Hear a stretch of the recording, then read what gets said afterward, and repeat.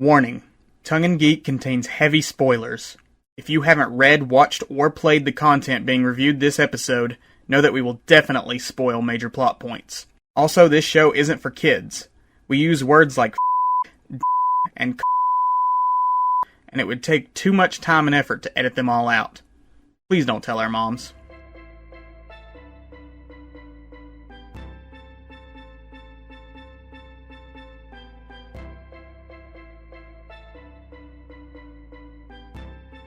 Hello, lovely listeners, and welcome to a special episode of Tongue and Geek. I'm Isaac, and I have consumed Tyler for his podcasting power. In his place, I have his lovely new widow, Erika. Say hi, Erika. Hi, guys. Excellent. This episode's also going to mark the first official game review that we're doing on the podcast. The real reason Tyler's not here is that he's not too big of a gamer, but Mass Effect is a really important series of games for both me and Erika, so we decided to let him sit this one out. So yeah, we're going to be going over the Mass Effect Trilogy, which was developed by BioWare and EA Entertainment. I don't know actually if it's entertainment or not. I can cut that out later. Okay. Developed the editing fairy. Yes, the editing fairy. No, it is EA. I just looked it up. It is EA. I don't know if it's EA nice. Entertainment. I don't know what they're... every EA game I had as a kid was like, EA Sports, it's in the game. Yeah. So... Yeah. And The Sims is also EA, but they don't, Yeah. They used to call themselves Maxis, but they've embraced the Electronic Arts label. Yeah, EA ate a bunch of companies too, so including That's true. BioWare. Oh, that's true. They did, didn't they? Yeah, because this was developed by BioWare. I don't remember if the first game was developed by BioWare by themselves and then EA picked them up, or if it was like with EA the whole time. But yeah, it was developed by BioWare, originally released from 2007 through 2012. That's when the original Mass Effect trilogy came out. It was recently remastered in a Legendary Edition that collects all three games and the downloadable content. We're going to be talking about all three of the games and also the new Legendary Edition, doing a little bit of comparison between the two, and just talking generally about what we love about these games. Erika, do you want to talk about your background, your personal background with this series? Yeah, that'd be good. It makes me so angry and happy that the Legendary Edition exists, because Isaac was nice enough to get me the trilogy. Yeah. And it still looks good, but now having seen the Legendary, I'm just like, the level of detail looks so beautiful. So I'm just like, I'm not a huge gamer either. There are just a couple games that specifically, to Marie Kondo it spark joy for me.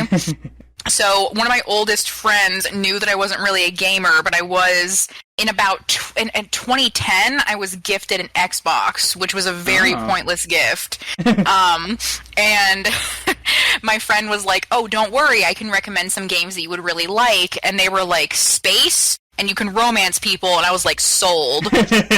So I got started with the first Mass Effect. Mass Effect was actually the first third-person shooter game I ever played, as well as the first Xbox game, because I grew up in a PlayStation household, so I had a huge learning curve as far as doing any of that. But it was a really amazing game that I got swept up in like immediately, and one of my favorite memories that I have is when I was fighting the final boss in Mass Effect 1. I had like all of my friends over. I had like 10 people over, and just everybody was just sitting there. We were on the edge of our seats as I went through all the dialogue, and I don't want to spoil anything, but... Oh, we're spoiling. Heavy spoilers. Yeah. I got a disclaimer at the beginning of this thing. Okay. You can choose a Paragon option that convinces, the villain to kill himself. And I remember just our excitement, all 10 of us, being like, it can't be that easy. Did this just happen? Yeah. And he literally just blows his brains out, and we're just like, what? Which is the good option. Which is the good option. It was amazing. And then obviously that's not enough. There's still a final boss fight. But it was such a fun moment, because it was just like this community moment. We were all so invested. And the world building in Mass Effect is so rich. It's like, I'm a huge fan of fan fiction, and I've never really felt the need to delve into it for Mass Effect, just because I feel like other than the relationships, which we'll get to later, we get so much actual like rich tapestry as far as fleshing out the universe. It's really fantastic. So I have it's a very nostalgic game for me. It's a very fun game for me. I have some very hardcore, favorites as far as who to romance, which I know we'll talk about later, but that's about where I'm at with the series. Okay. And you played both of the other games too, right? You played Mass Effect 2 and 3? I sure did, yep. Okay. So my background with it was that you talked to me about this. I completely missed out on the whole BioWare train, to be honest, which is weird as hell because they had some good stuff. I love single-player narrative-driven games where you have, like, morality systems and choices, and that's, like, the whole BioWare lineup, and I just slept on this whole, like, franchise of, like, all these different games that they had, especially Mass Effect, and then you bring it up one night, like, oh, man, I think we were playing through some other games. We played through maybe Shadow of the Colossus, and, I think maybe we had started The Last of Us, and you were like, hey, we should play Mass Effect. And I was like, oh yeah, I've never played that before. And we get through, like, the first level, I think, and then your PlayStation 3 dies. Yep. Like, entirely. Yeah. Which was hilarious that, like, we started up this game, and I'm like, oh man, I'm really enjoying this. This is really cool. And it just immediate death. Mm-hmm. And that was it forever. Yeah. Until later, I was like, man, I really did enjoy that. I'm gonna go pick up, because they had, like, the PlayStation 3 collection, or, like, the Xbox collection, where, you could get the games that had some of the DLC already pre-packaged, but you still had to buy some of it, which was such bullshit. If you're gonna go ahead and sell the trilogy like that, you should sell it with all the DLC. But I picked up the trilogy. I played through the first game, which... I think the first game, actually, they give you all the DLC. They're nice enough for that. And at that point, I was like, man, I love this game so much. I can't, like, play through these games without all this extra DLC. Fuck you, EA, but you're getting my money. And I bought all the extra little DLC packs. I played through the whole trilogy on PS3. I loved it. And then this year, we talked about the remaster coming out, and I was like, well... I already did a run with one character romance. Time to do another character romance with all of the same choices other than romance, because I'm a total Paragon. I'm Paragon for life. Paragon until death. Because it just feels bad to play Renegade. I want to. I'm just like, no, that was too mean. I feel bad being mean to fictional characters that are just a series of code. I've only played through it twice, and the second time I played it when you bought it for me, I tried so hard to be a renegade. I was like, I'm a male shepherd, like, I can be so mean, because my friend, when she got it for me, she was like, it doesn't matter if you're Paragon or if you're Renegade, you just have to commit. Yeah. And I was like, okay, the first time I was Paragon, I can be Renegade. And then I'm just like, ooh, I'm so rude. Let's talk about the morality system a little bit. That's a good jumping in point. So there is a morality system in these games between Paragon and Renegade, and it's not really necessarily good versus evil, because your whole mission is to stop these giant robots called the Reapers from coming in and destroying all life in the galaxy. You're the hero. Like, regardless of whether you go Paragon or Renegade, you're trying to save all life in the galaxy. It really just comes down to how much of an asshole are you going to be along the way. Paragon is more like, oh, you're going to try and, like, unite people and use compromise and diplomacy and all this stuff. And Renegade is more like hard ass, like, I'll intimidate the hell out of you. I may kill some bad guys who may be begging for mercy. Like, you're not necessarily evil if you go Renegade. You're just, like, more of the ends justify the means sort of run. Right. And there are some choices for Renegade versus Paragon where it may not even be clear-cut good or bad. It's like, you may be prioritizing the needs of the few over the many. Yeah. Which in some, instances, in this game, I very much agree with. So. What I really like about the Renegade Paragon system in these games is that they do give you some leeway, though. The games are designed where if you do all of the side missions and everything, every time you make, like, a Paragon choice, you get extra Paragon points, which, like, makes it easier for you to make, like, Paragon decisions later on down the line, because there are certain decisions where if you don't have, like, a high enough Paragon score or high enough Renegade score, you can't make that decision.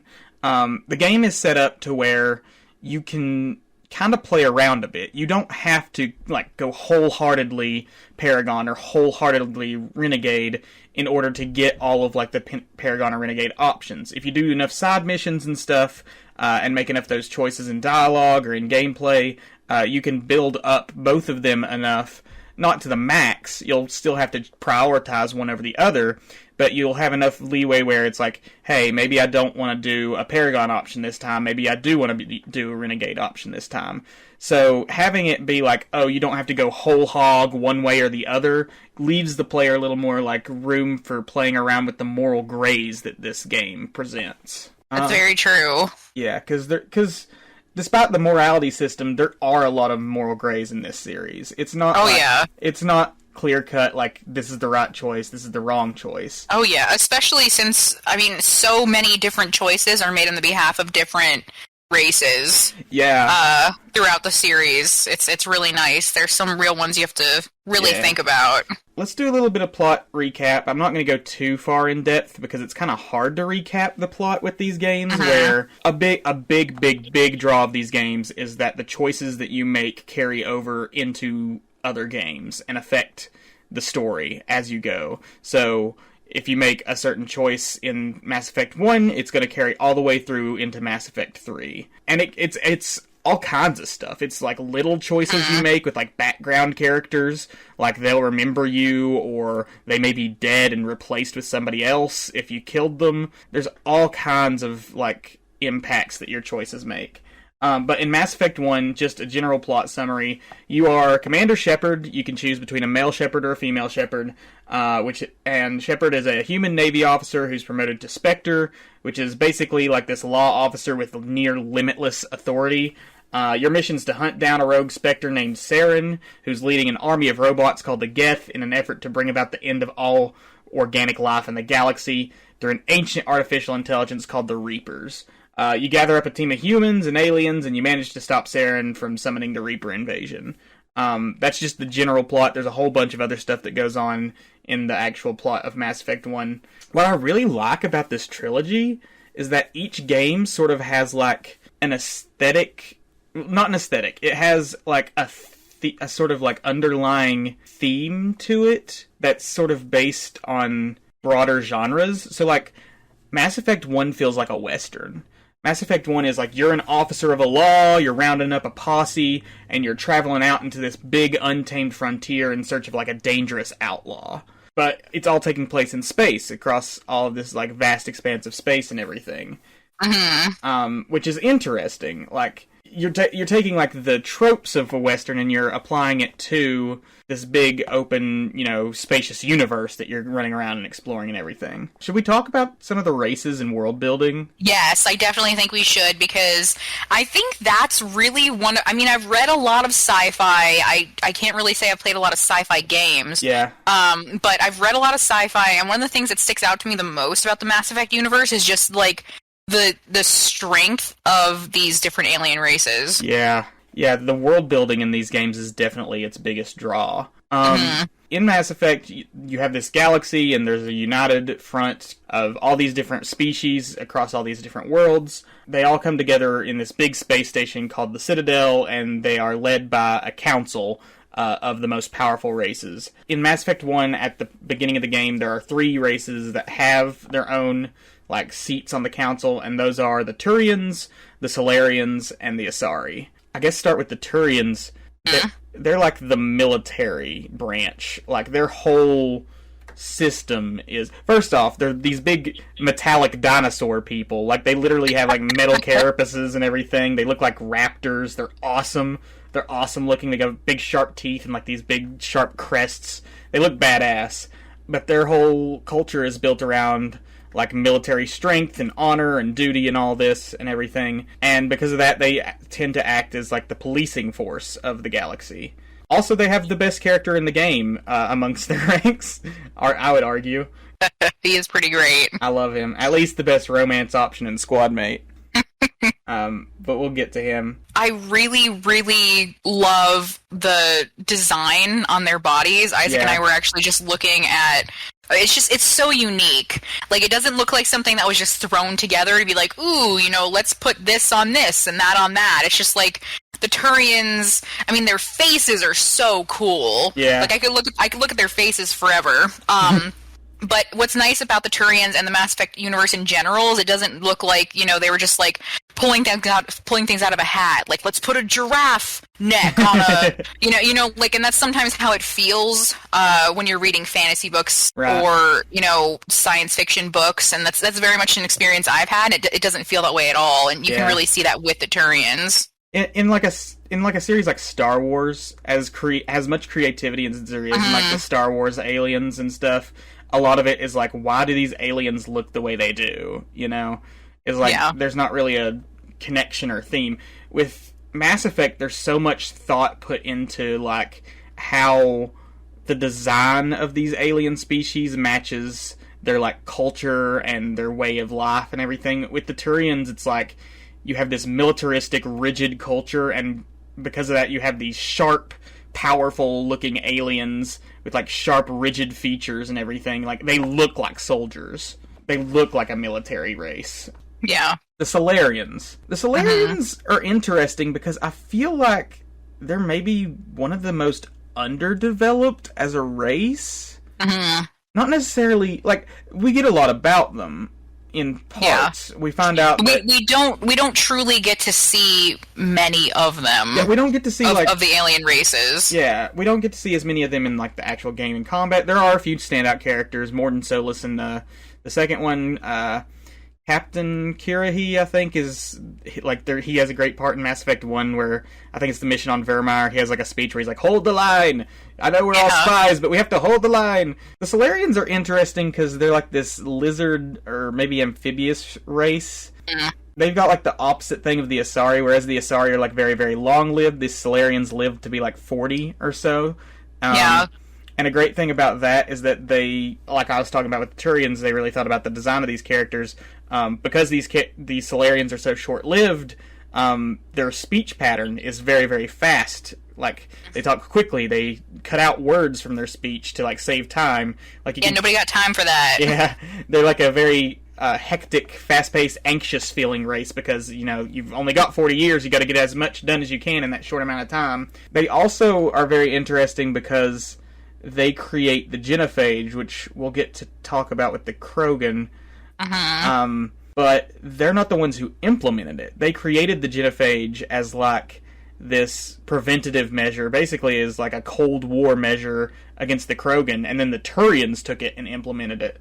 So the Solarians have this interesting sort of neutral spot in terms of like where they sit in morality. They're not as aggressive as others, but like they scheme and they use like their scientific knowledge and everything in ways that can be considered unethical. They're also warm-blooded.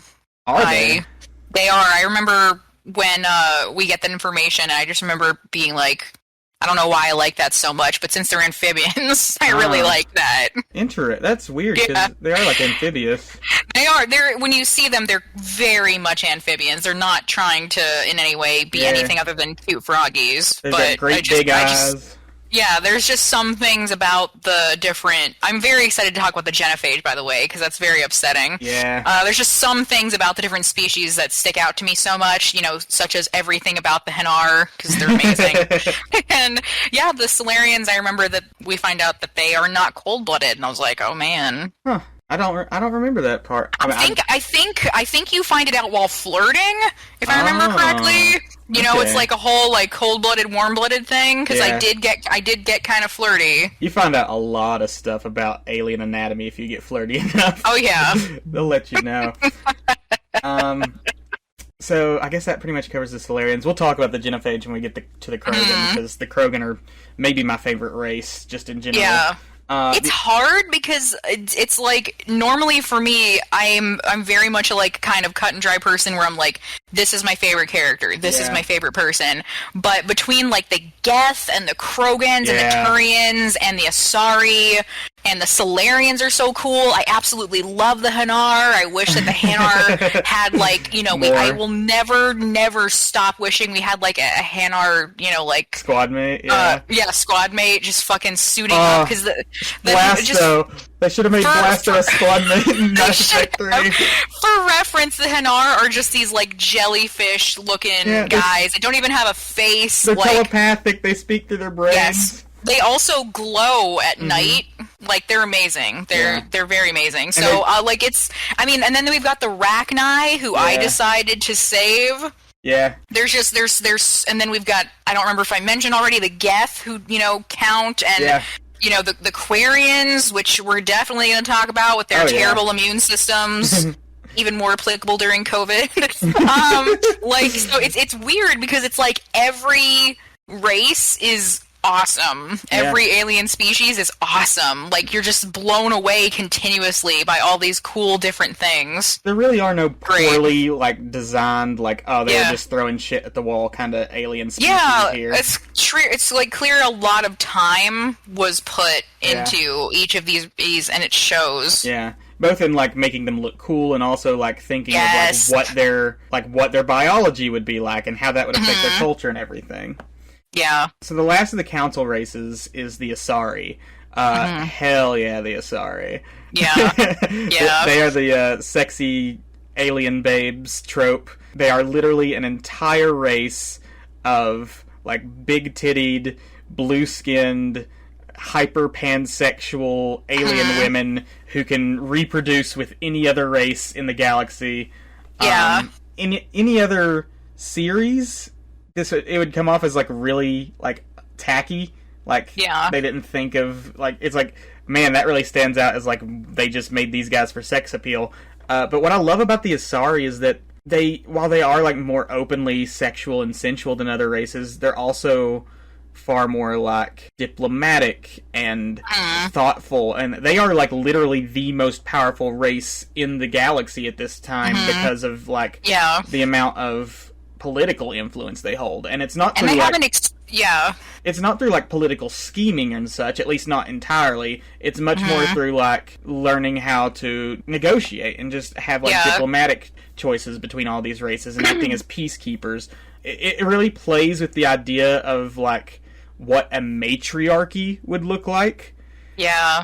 And, like, they're a really interesting culture because of it. They are, and they have extremely long lifespans, which kind of ties into the whole, like, politics thing. They, like, understand different cultures because they have so much time to do so.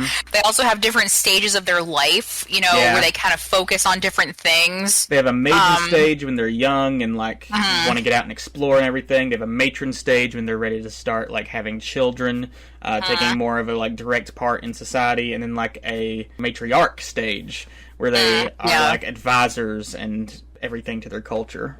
Yep. Yeah, I love the Asari. I think it's hard to hate the fact that they made this hypersexual race also the most powerful and, like, calm and collected of all of the different races. And there's so many cool Asari characters. You know, we get Liara, who's, like, one of the best squad mates. Arya T'Loak, who shows up in Mass Effect 2, is a total boss. She runs, like, the criminal outlaw club Omega. I love her. They're just so fun. Oh, and, like, they're all natural biotics, too, which in the Mass Effect universe is, like, biotics is space magic. You know, it's like telekinesis and stuff. Yeah, so. very much like the Vulcans from Star Trek. They have the ability to mind meld. Yes. Which is really fun, really exciting, and one of the things we'll also talk about, Mass Effect is, at least back in the day, because I played these as they came out, so for things like Mass Effect 3, I didn't really get to experience a lot of DLC because it wasn't available when that came out in, like, 2012. I guess that at the time, because these were being produced in, like, 2007, it was one of the more, what's the word I'm looking for here, it was one of the more, like, progressive games, because the Asari are, I looked it up to see, you know, what they're considered, and they're considered monosexual. Yeah. They are definitely feminine looking. Their entire culture is built on, like, femininity. It is. And they're very humanoid and very feminine looking. But technically, you know, they all have one sex, and it's neither male nor female. So I think that's kind of the way that in 2007 they were able to sneak in what is clearly the equivalent of same-sex romancing. Yeah. Which was not really a thing in this type of game at that time. No, at that time it was a big deal, and I remember there being a lot of controversy over it for, like, oh man, if you play as a female shepherd, you can romance a female alien species. Which is exactly why I played as a female shepherd. Yeah. But yes, that's exactly. I mean, that and Liara is just the best romance option in the first game. It is! I didn't know that until I actually played as it, but Your other options are, like, boring human, space racist human, and I guess that's it. Yeah, there's only, like, three major ones. I think you can flirt with the Asari consort, but there's another Asari. Oh, I did. So, like... Yep. Those are, like, your only options in terms of romance in the first game, and Liara is definitely the best out of the three. Mm-hmm. The Asari mind melding, too, is just a great narrative tool because it lets us... In the first game, it's used a lot to help Shepard kind of piece together, like, what's going on with the Reapers, who they are, what's happening. And like I said, Liara's the best romance option because she's the one that allows you to do that mind melding, and she's, like, clearly attached to Shepard through it. So if you choose her as a romance option, it just kind of makes sense because, like, she's literally sharing her mental experience with you. I guess we can move on to some of the non-council races. Which one do you want to start with? I feel like we should talk about the Krogans. We've got to talk about the Krogans. So the Krogan are these big, humpbacked, like, lizard-looking dudes. They're a whole species of just warrior badasses. It's interesting because they sort of blur the line between, like, the noble warrior trope and the, like, savage brute trope. They definitely go back and forth between them. Oh, another element that I love about the Mass Effect series is that in like a lesser sci-fi or fantasy series, they would have exposition that just explains in general, like, oh, this is the way that this event played out, or this is the way that, like, this culture is the way it is, and that would just be like, oh, here's the explanation. But in the Mass Effect series, everything that happens in the history of the games, or at least the majority of it, the big things at least, all of the stuff that happened in the history is relevant to the events of the present. So, like, the big events with the Krogan is that the Solarians, like, uplifted them, gave them the technology to, like, become a spacefaring race because they were in the middle of this war with the Rachni, which are these, like, psychic bug creatures that were, like, taking over the galaxy. So the Krogan come in and they save the galaxy from the Rachni, but now you have this warrior tribalistic race that's, like, quickly spreading across the galaxy, and they go from being the galaxy's heroes to being the galaxy's biggest threat.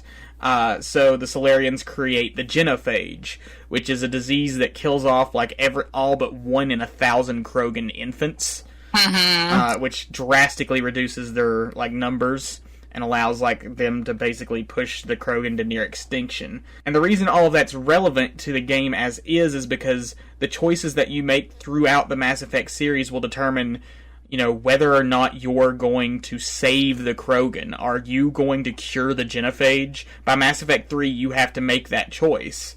And all of the events leading up to that, the Rachni Wars, the Krogan Rebellions, like, those are important to the story of Shepard making this choice. You know, because it's not a black or white decision.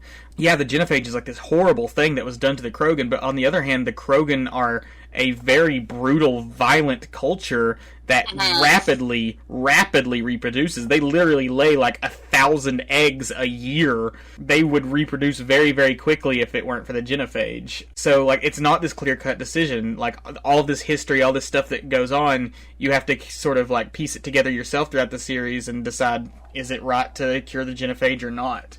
Yeah, and I remember from the first game, like, the Solarians developed the genophage, but they wanted it kind of, like, as a threat. Yeah. They didn't want to actually use it, and then it was the Turians who were like, well, you know... Fuck you. Exactly, like, it, you know, so, like you said, the Solarians kind of made it hoping they'd never use it, and the Turians were like, no, we're immediately going to use that, and it's such a weirdly messed up thing, because every single Krogan is affected by it. Like, no one is exempt, and mostly they can't even get pregnant, but also they have stillbirths, I remember. Yeah. Which is so awful. It's like you've completely interfered with this race so hard in a way that you definitely don't have the right to. Basically doomed it to extinction. Like, the way that the way that Rex, who's one of the Krogan, talks about it, like, he basically believes his species is doomed to die. And we'll talk about Rex when we talk about the squad mates, but he's such a fascinating character, not just because he's a badass and he's fun and everything and a snarky asshole that's great to have around, but because, like, you can really see, like, the death of a culture through him. Like, the way he talks about the Krogan is as this this noble warrior race that, like, saved the universe from Rachni. And they're also like the Asari. They can live for, like, 1,000+ years. Like, the Krogan are very long-lived creatures. They're not just these dumb, short-lived brutes. Like, they had a whole culture and everything. They wiped it out when they, like, went to war with each other, but, like, they aren't just dumb brutes. The way Rex talks about it is like they were once a noble race, and the genophage removed that from them. Now they're just galactic thugs, like mercenaries for hire. You know, depending on the choices you make, you can see, like, hey, I can restore your people back to their former glory, and if I do so, then you're going to have to make new choices, new right choices, and not become a threat again. Or you can go the other way and be like, the Krogan are just too much of a threat to the galaxy. We can never allow them to regain their former strength. And it's not a clear-cut decision. Like, personally, I love Rex. I love the Krogan. I think they're awesome. And I think the storyline of them gaining their redemption and helping them to cure the genophage is the best option. But there's totally a valid moral argument that, like, if we do this, the Krogan will kill us all. Especially depending on whether or not Rex lives. Because Rex's influence on the Krogan is, like, massive throughout the games. Mm-hmm. The other thing that we didn't talk about when we were talking about how much it influences, like, their culture is, like, there's definitely a nihilistic attitude towards their culture for good reason. Yeah. But it also makes it so that any female who is successfully or has successfully been able to have a child is now hugely valuable. Yeah.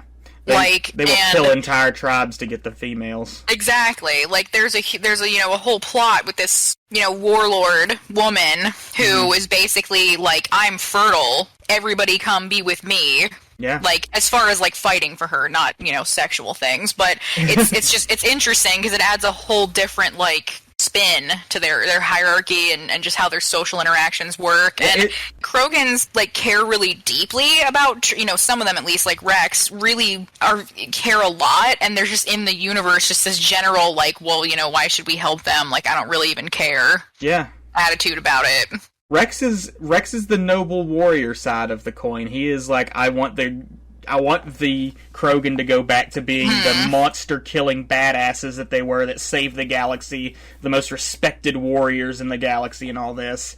And, like, if you kill him, then he's replaced with, like, a different warlord who's much more the savage brute of, I want to get revenge on these people, I want to kill and slaughter and rain hellfire on the rest of the galaxy. So, like, the choices you make around the individual characters you meet and interact with affect their entire culture, these entire species and worlds. Yep, that's true. I love the Krogan. They're quite possibly my favorite of the races, just because... Yeah, you are not able to romance them. It's a shame. They just knew you couldn't handle it. Exactly. There's a lot going on there, to be fair. But I mean, to be fair, they weigh like 500 to 800 pounds. Yeah. They're also like I think the males have 4 testicles. Yeah, they have quads. Yeah, it's something crazy. They definitely have testicles. I remember that. Their biology is that they have a bunch of like secondary and tertiary organs. They're super hard to kill because like you pierce a Krogan's heart, he's got 2 more. And they have quads, which is 4 testicles instead of just 2. It's just hilarious, like, all of this redundancy they have in their systems. I also just really looked it up quickly, and BioWare says the Krogan have been described as a horny toad crossed with a stegosaurus, like a toad with sharp teeth. That's amazing. Yeah, but when they were doing their design, they were actually basing off of a bat. Which I guess if you look at a bat's face and you take the ears off, I can kind of see what you're saying as far as like that silhouette. I definitely see the horny toad more though, because they've got like there's a lot of that. They've got like their side eyes, which is interesting for such like a warrior-based species. You'd think they'd have like the predator forward-facing eyes, but they kind of have like the whale side eye thing. They have very thick skin. Like, that's very much like Horny Toad, and they do have 4 testicles. Yeah, because there's a joke Rex makes at one point, and he's like, next you're going to tell me this Krogan's got a quint instead of a quad or something. Yeah. Yeah. I love the Krogan. So many good characters great. Amongst them. We'll get to the characters themselves in a minute. Should we talk about the Quarians? Yes. Okay. The Quarians may be my second favorite race, because their whole thing is that they designed an artificial intelligence for, like, manual labor and war. Like, the classic, like, oh no, the artificial intelligence has gone rogue. Artificial intelligence is a big theme throughout these games, just in general, like, whether or not they count as sentient living beings, whether or not they have rights, whether or not they're good, evil, etc. And the Quarians, I think, are probably the best example of this, because they create an entire race called the Geth, an entire species of artificial intelligence called the Geth, that are designed just for, like, manual labor and stuff. Very, very simple AI. I guess we can kind of combine the Quarian and Geth discussion together, because they're intrinsically tied. They really are very tied. That makes sense. They design the Geth, and they're very simplistic. Like, a single Geth is only capable of, like, fulfilling one task at a time. It's very simple. But what they don't anticipate is, like, the Geth adapt to where, if they, like, are in close proximity to enough of each other, they develop into, like, basically a fully sentient collection, a legion, if you will, foreshadowing, that's capable of more complex thought and reasoning. And when they find this out, the best part, it's got one of the best lines in the whole series, is one of the Geth units, I think the first Geth unit to freak them out, said, basically, does this unit have a soul? And then they're like, nope, we've got to kill these things. Yeah. So the Quarians went to war with the Geth, and they lost. They lost their homeworld to the Geth. The Geth drove them off of their homeworld in defense of themselves. The Geth were defending themselves from their creators because the creators tried to destroy them. And now the Quarians are homeless. They live in this gigantic fleet that just drifts from system to system, and doesn't, like, they don't have homeworld, they don't have colonies even, they're like this gigantic floating flotilla of vagrants. Yeah.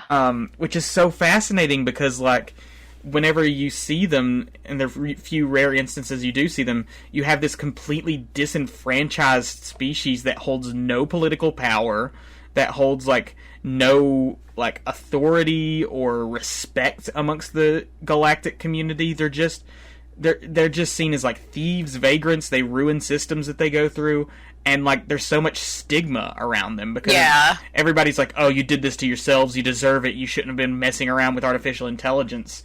And, like, it's so sad to see that for the Quarians. Like, their one mistake they made ruined their entire species for generations.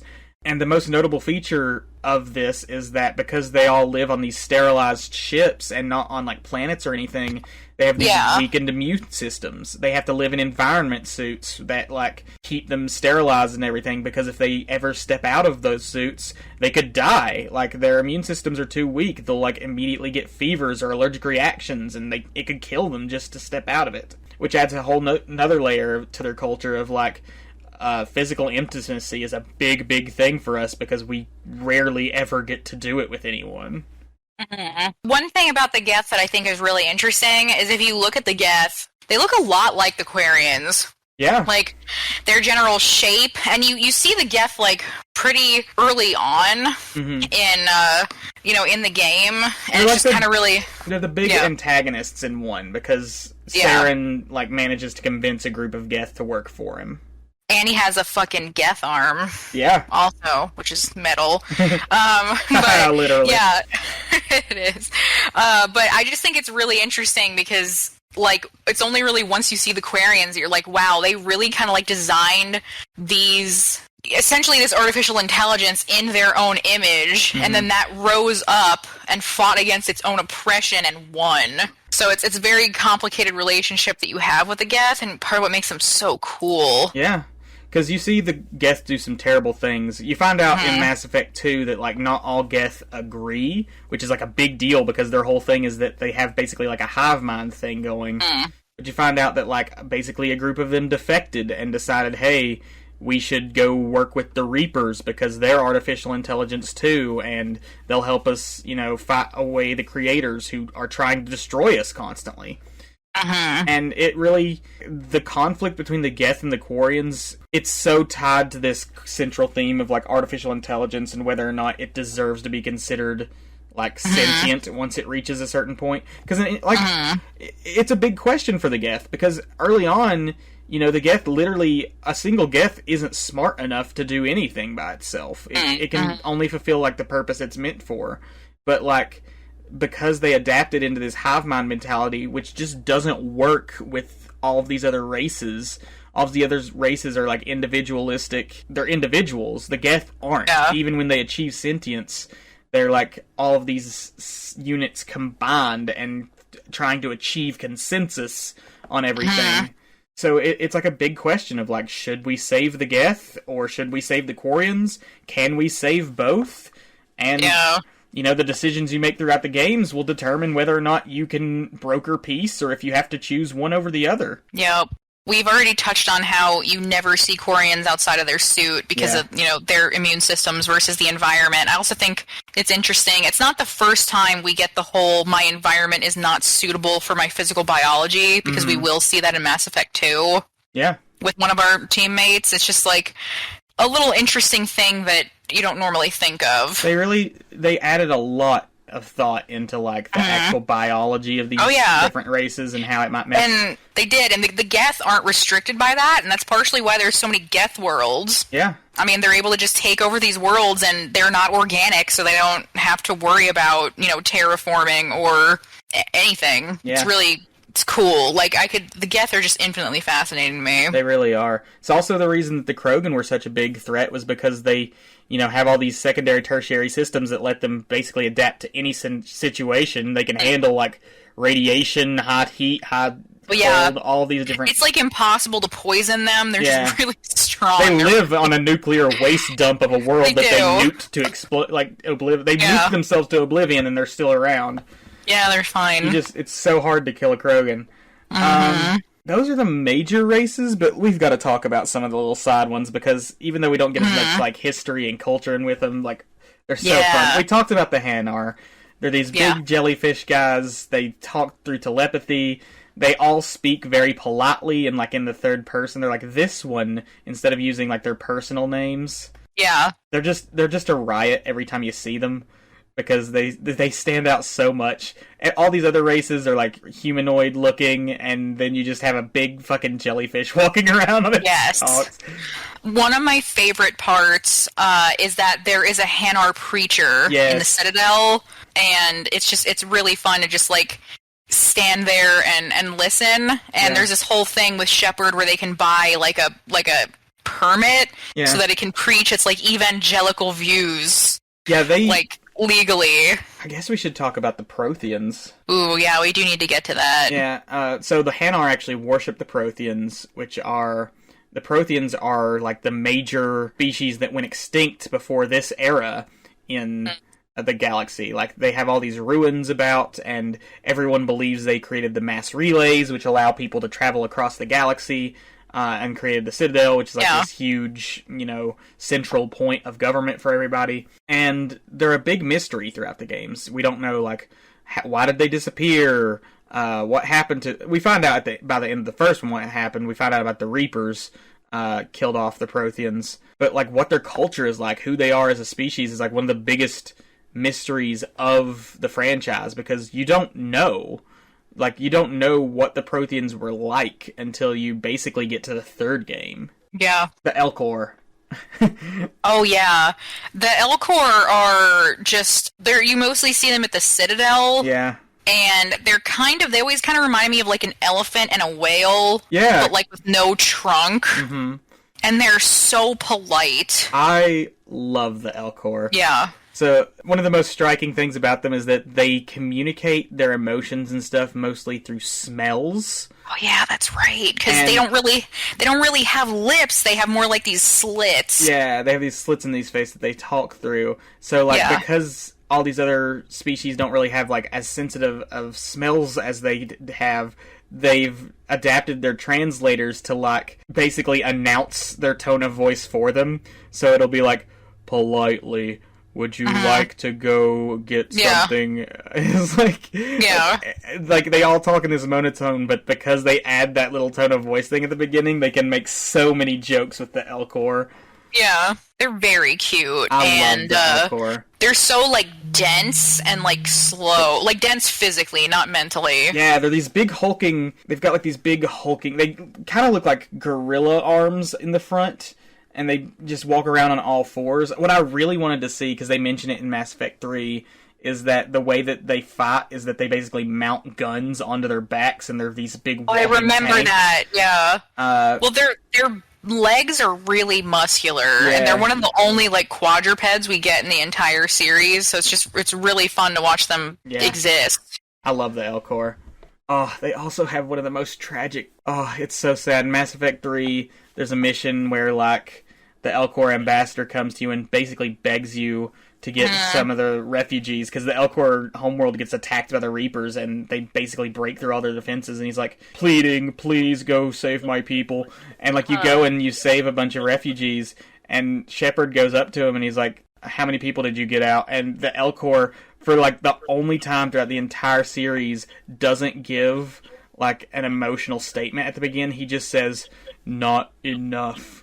And it's, like, so damn heartbreaking, because it's like, this species may be doomed to extinction because they just couldn't, like, you didn't save enough of their species. Like, that's so damn heartbreaking.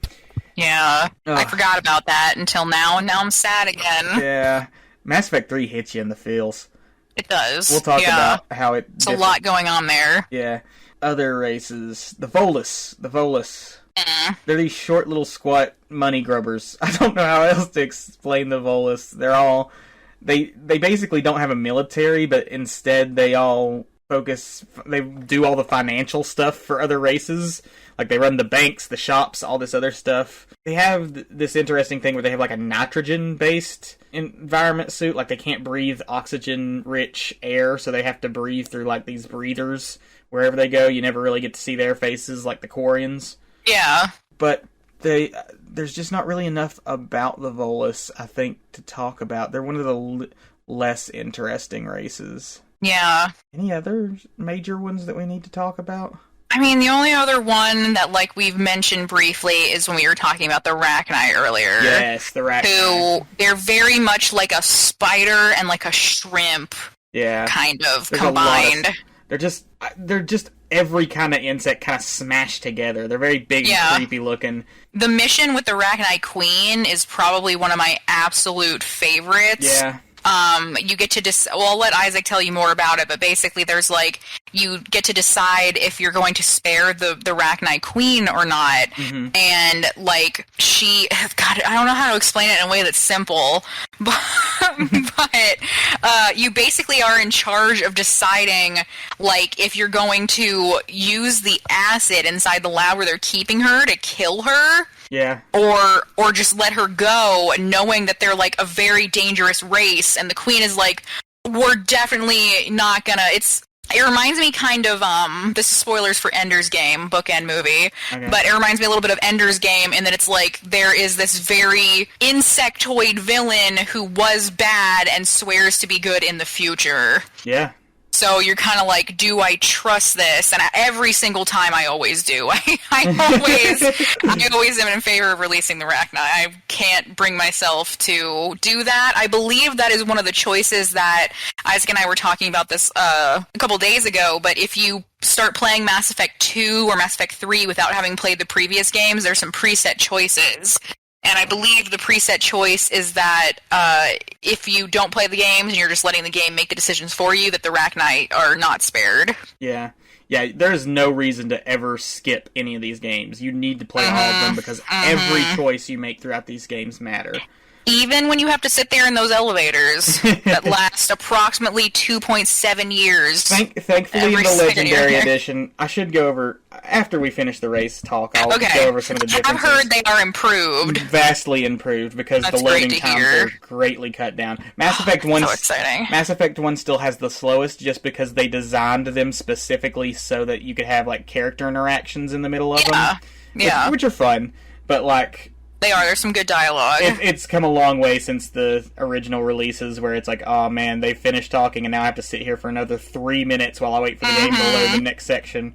Yeah. The Rachni... Yeah, I would say that the Rachni is maybe one of the most divisive choices, because whether or not you spared it, they were a huge threat to the galaxy, like the Krogan, before the Krogan even. And like the Geth, they're a hive mind. Yeah, they're a hive mind, and you find out later on in the series that it really wasn't their fault. They speak through a form of telepathy, and basically the Reapers corrupted it. And turn them into, like, these vicious monsters, when in reality they're a very peaceful race. Which is hard to believe, because they're these big, terrifying-looking bug monsters that can literally take control of people's minds with telepathy if they want. But, like, you find, like, it's a divisive choice, because, you know, you can kill the Rachni and ensure that they'll never be a threat again, or you can release them in the hopes that, like, hey, you know, all races deserve a chance. And... That's probably the biggest difference between doing a Paragon and a Renegade run, is Paragon Shepard is sort of this idealistic idea of every race deserves a chance to prove themselves to be better than what history has made them out to be. Whereas the Renegade Shepard is like, I know the risks and I can't take them. I have to ensure the best for the people who are here. Yeah.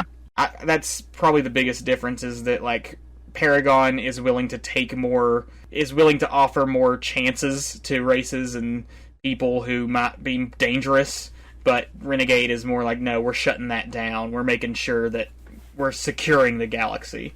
Yeah. And it just continually messes me up that, like, the Rachni weren't just, and this is what really got me about them. I just love the Queen. Yeah. I mean, number one, just the way that she talks. Mm-hmm. She has this really cool, like, her speech patterns are awesome, and she has this really cool thing she says about when they were eggs. I don't specifically remember what she says, I just remember it being really great and, like, poignant. They sing. The way they describe telepathy is it's a song, and then the Reapers let out a sour note that corrupted their song. Yeah, that's beautiful. Yeah. What was I going to say? Oh, yeah, just the fact that they...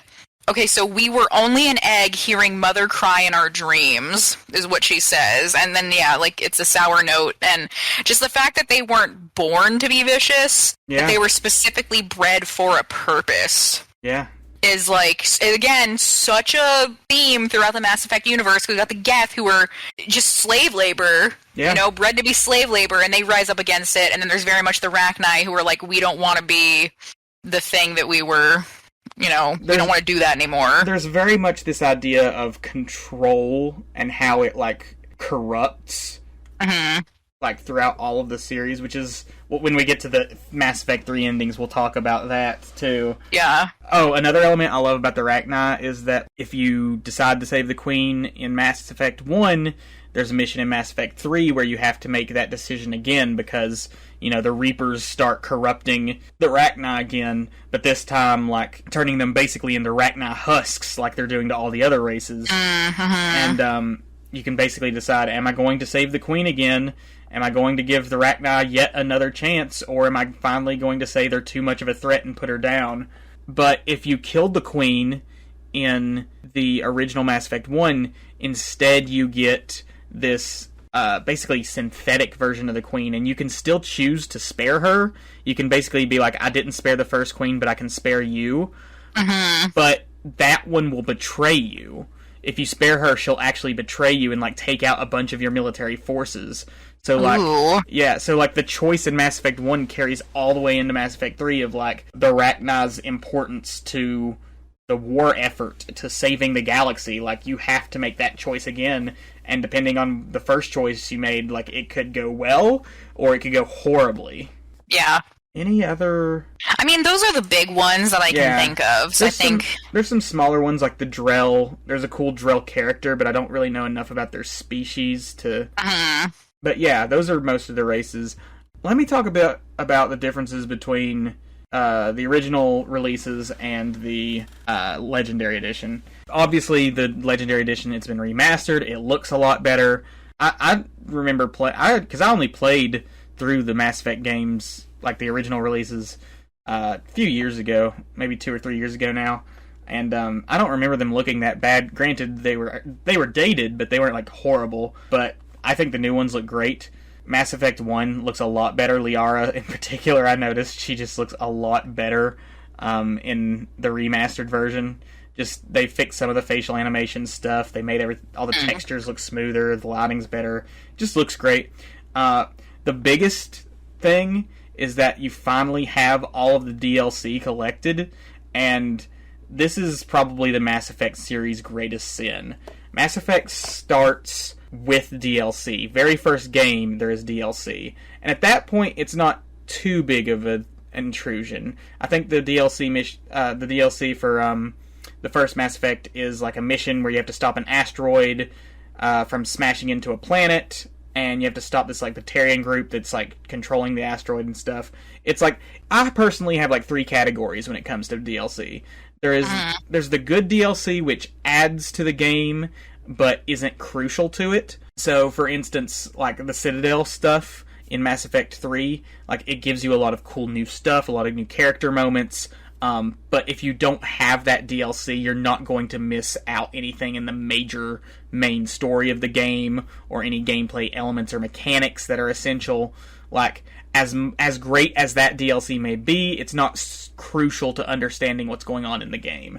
Bad DLC to me is like stuff that's like cheap little things that are clearly preying on gamers' sort of like desire for, gambling and loot and risk taking. Like, oh man, buy this mystery box that may have another skin in it or a new weapon in it. And, oh, you've gotten 14 of these already? Too bad. You can spend another $5.99 if you want to get another one. Like, that's bad DLC to me, is like when it's designed like that. But like the most offensive DLC is the stuff that like purposefully keeps out parts of the game that like are essential to the game, and then you have to pay more for it. And the most egregious offender here is Mass Effect 3, because a lot of people will tell you, a lot of people who played these games that came out, Mass Effect 3 was a big letdown. A lot of people hated Mass Effect 3, mostly for its endings, which we'll talk about, but for a lot of reasons. They just said, like, man, this game feels rushed, it feels like all this stuff sucks, they left out all this cool stuff. It did, yeah. But when you put in the DLC, I would argue that Mass Effect 3 is hands down the best in the series. Because all of the good content, all of the stuff that's necessary to understanding what's going on, to feeling like Shepard's journey is complete, like all of it is hidden behind DLC paywalls. But thankfully, with the Legendary Edition, all of the DLC's there. They've collected it all. The whole Legendary Edition costs like $60. It costs as much as like a full game would cost now. So, like, that's a good deal. If you've never played Mass Effect before, but you've been turned off because you heard, oh man, it's a letdown by the third game, like, the Legendary Edition is perfect because, now you have all the DLC, which fixes so many of the issues of Mass Effect 3, and some of the other games as well. But, like, the fact that you finally have all of that stuff together, that's amazing. Like, I'm so glad that they finally released a remaster with all of the DLC included, because I love Mass Effect 3 when you have all of it together, but it is like a total sham, a total money grab that they put all of that stuff behind a paywall. Other differences, there's not many. Oh, here's a big one. In Mass Effect 3, here's another thing that pissed people off about Mass Effect 3. If you romance Tali Zora, who is a Quarian, who's been in an environment suit this entire time, you don't really get to see her face, except if you romance her, she will give you a picture of herself for you to have in your cabin.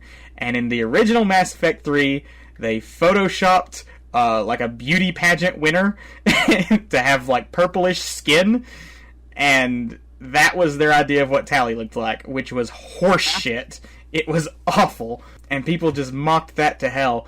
And in the Legendary Edition, they give you an actual rendered like image of Tali, like what she looks like with her mask off. And it's like a gajillion times better, because you can actually see, oh, here's an original model character of like what this character would look like, instead of just a human woman who's been photoshopped to have 3 fingers and purple skin. Yeah. So, as minor as a detail as that is, it was such like an immersion breaker when it happened in Mass Effect 3 that, like, I'm so glad they went back and fixed that. You really have to see it to see how jarring it is. Yeah, it's messed up. Other thing, I mentioned the load times are a lot better in the Legendary Edition, just because, like, it's made for faster consoles and PC and everything. Multiplayer, there used to be a multiplayer in Mass Effect 3. They've removed it for the Legendary Edition. I never played the multiplayer, so I can't really talk about how good it was and whether or not that's a huge letdown that they took it out. But that's the major differences between the original versions of these games and the Legendary Edition. The Legendary Edition is totally worth it. If you've heard about Mass Effect but you've been like turned off by some of the problems of the original trilogy, I totally recommend getting the Legendary Edition because it fixes so much just by having the DLC is the biggest thing. Should we move on to Mass Effect 2, or is there anything in particular we want to talk about before that? I don't think so. I mean, we've gotten a lot of the plot covered. Yeah, and like I said, the plot will differ depending on the choices you make, so it's kind of hard to get too in-depth with anything. Because each person's playthrough is going to differ wildly depending on the choices you make. So in Mass Effect 2, after you defeat Saren, stop the Reapers from coming, Shepard's killed by this race called the Collectors, which are like a servant race for the Reapers, and who we find out by the end of the game, they're actually like mutated Protheans. They're like what remains of the Prothean race has been mutated and corrupted into a servant race for the Reapers. So the Collectors kill Shepard at the very beginning of the game, but Shepard is revived by this like pro-human extremist organization called Cerberus, led by the Elusive Man, who's this really great sort of antagonist / support throughout the game. Like, you don't like him, he's running this organization that's done a lot of shitty stuff, especially in the first game, but you kind of need him because you're going out and figuring out, like, why are the Collectors attacking human colonies? Why are all these humans disappearing instead of just being killed? Like, what's going on? We're worried that, like, the Reapers may be planning something. So Shepard is tasked with getting together this team of specialists. Some of them are old friends from the first game. Some of them are new teammates, new squad mates. And you take on this big suicide mission to go and stop the Collectors. Whereas, like, Mass Effect 1 had the feeling of, like, a Western where you're just, like, hunting down an outlaw, this one feels like more like a heist or like a Mission Impossible, where it's like you're working a bit outside the law, you gotta pull together a crew of specialists, you're taking on this big impossible mission and infiltrating, like, this big impenetrable fortress. Like, it's got more of, like, a heist feel to it, where it's like, oh, we're the bad boys now, you know, we're going outside the law. Even if you do Paragon stuff, it's like you're still, like, working for an extremist group. You're working alongside them to get the job done. We haven't talked about characters at all. No. I think we need to dive into some specific characters, and we can go back to some of the ones from Mass Effect 1. Who do you want to start with? I mean, the only person we really have talked about so far is Liara. Yeah, let's cover Liara a little bit more. Okay. Liara's the best romance option in Mass Effect 1. She's an Asari. She's a very interesting character, because the Asari are these very social beings that are also very, like, sexually open and everything. And Liara is, like, an introvert. She prefers studying the Protheans and spending time by herself and everything. You literally find her, like, locked away in a Prothean ruin for the first time. So there's this interesting dynamic of, like, how Liara differs from her race, but also how much you learn about her race through her, which I think just makes her very interesting as an exemplar of the Asari. If I had to pick a favorite, it's probably Liara. Like, I don't think that I would have fallen as in love with the series if Liara wasn't there. Seducing her was my main driving point the very first time I played it. Like, I would go play a side mission just to be able to run back and see if I had new dialogue with her because of it. And when I successfully romanced her, I literally sent a text message to Tyler, my husband, in all caps while he was at work. I just had sex with Liara and like a billion exclamation points, because it was like I literally saved right before just in case something went wrong, because I was so excited. So, I mean, she's beautiful, her personality is amazing, her dry wit is so fun. Yeah. Like, she's really one of the things that hooked me to the series, and You learn more about the Asari race through her. She's a lot of fun. I mean, like, we've talked about how she's the best romance option in 1, but, like, she's also, if you want the sexiest scenes in the series, you gotta go with Liara. Yeah, because, that's true. Like, all of the other options are... I mean, like, there's some sexy stuff that goes on with some of your human partners, but a lot of it is, like, over-the-clothes kind of stuff. But, like, Liara is just, like, full-on, like, let's do this. Let's get down, dirty, like... But also in, like, a very sensual way. Like, it's not, like... She's just the sexiest character, to be honest. Like, in terms of, like, just pure sex appeal, like, no doubt it's Liara. And her connection with Shepard makes it to where it doesn't feel like, oh, just this is full-on pornographic. It feels like, nah, here's just two people making love. And the fact that you can have a female relationship with her from the very first game is great. She's definitely in my top 3. We can talk about romance a little bit here. The reason I haven't done a full Liara run across all 3 games yet, I've only done 2 full playthroughs, so I've had to limit the people I romance. I like Liara. I like her design. I like her character arc and, like, where she goes throughout the series. But what I've realized is her voice acting just doesn't really do it for me. And it works in a lot of scenes. It works especially when she's being, like, humorous. She's got, like, a very, like, dry wit to her, like you said. But I feel like when we get to, like, the more emotionally charged scenes where, you know, people are really mad or really sorrowful or really happy even, like, that sort of, like, silent, breathy monotone she has it just doesn't convey the same weight as other characters in the series. That's my thoughts on Liara. But like I said, she's in my top 3. I love her as a character, and I love her design. She's the perfect blend of cute and sexy. She's got, like, freckles, and even though the Asari don't have, like, hair, she's got, like, an eyebrow pattern. Who should we talk about next? I mean, I feel like we kind of talked about Rex. I don't know if you wanted to talk any more about him, and we obviously have our boy, obviously. Yeah. There's a certain... There's also a certain Turian we haven't talked about. We'll get to Garrus. I do want to mention about Rex. Okay. It's sad that he's only a main squad mate in 1 because he's such an engaging character. He's got this perfect blend of just being the sort of, like, yeah, let's wreck some shit up. I want to have fun just breaking shit. And also being, like, this tragic, like, my people are dying. My culture is dying with them. Like, Rex is a great character, but I'm glad that he's not a squad mate through all of them because his story grows once he separates from you and sort of takes over as the leader of the Krogan. So yeah, I love Rex. He's one of the best NPCs and squad mates in the series. Let's talk about Garrus, though. Yeah.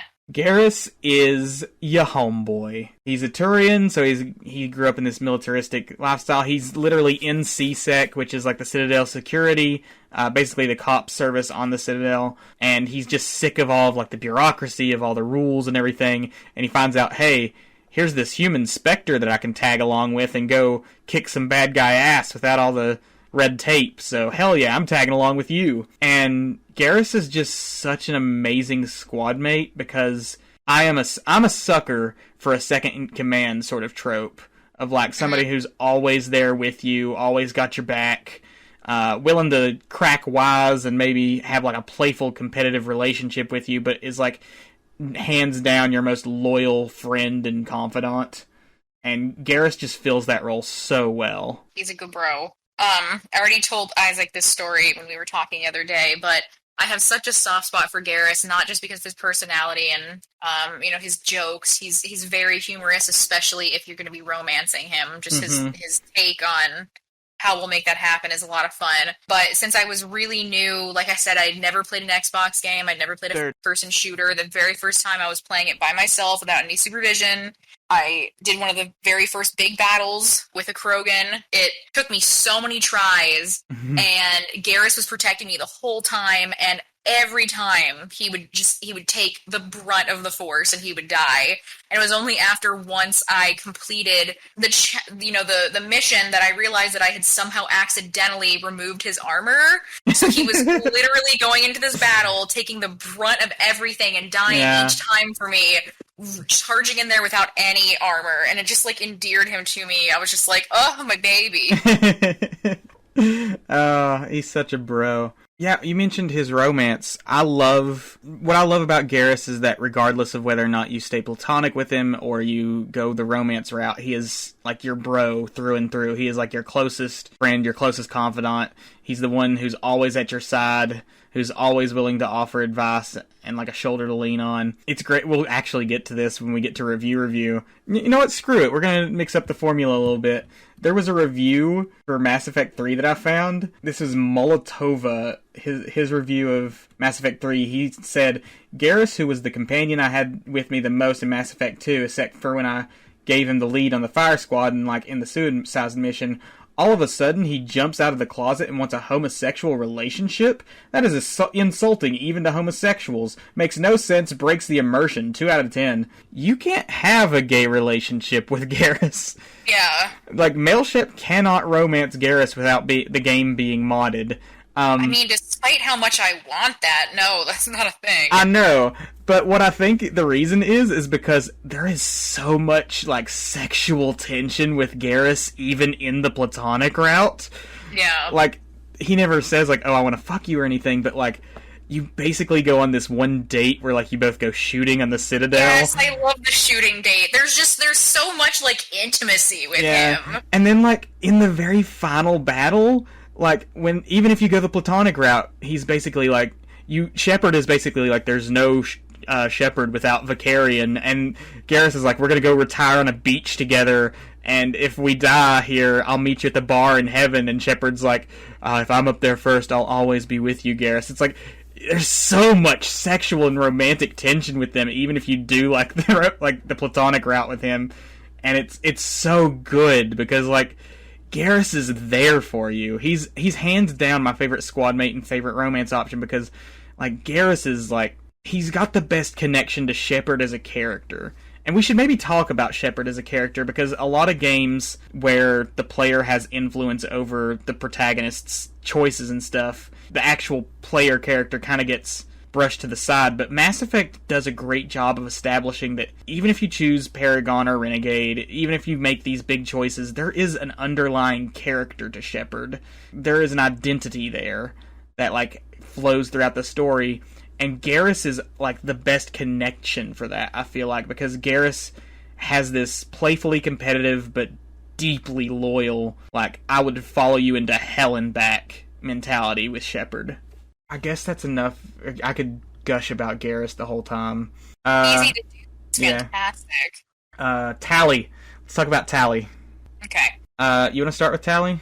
Yeah, so Tali is a Quarian, and I was, like, warned in advance. Like I said, my friend got me this game, and she, well before Tali even shows up, had told me that she was going to be one of my favorite characters. So it was kind of like a big thing to live up to. Yeah. But she's absolutely so cool. She's got the amazing design of Quarians, where she's got this, like, headpiece and this mask. We can't see at all what she sounds like. She has this really cool voice, which is very much filtered through her helmet. Yeah.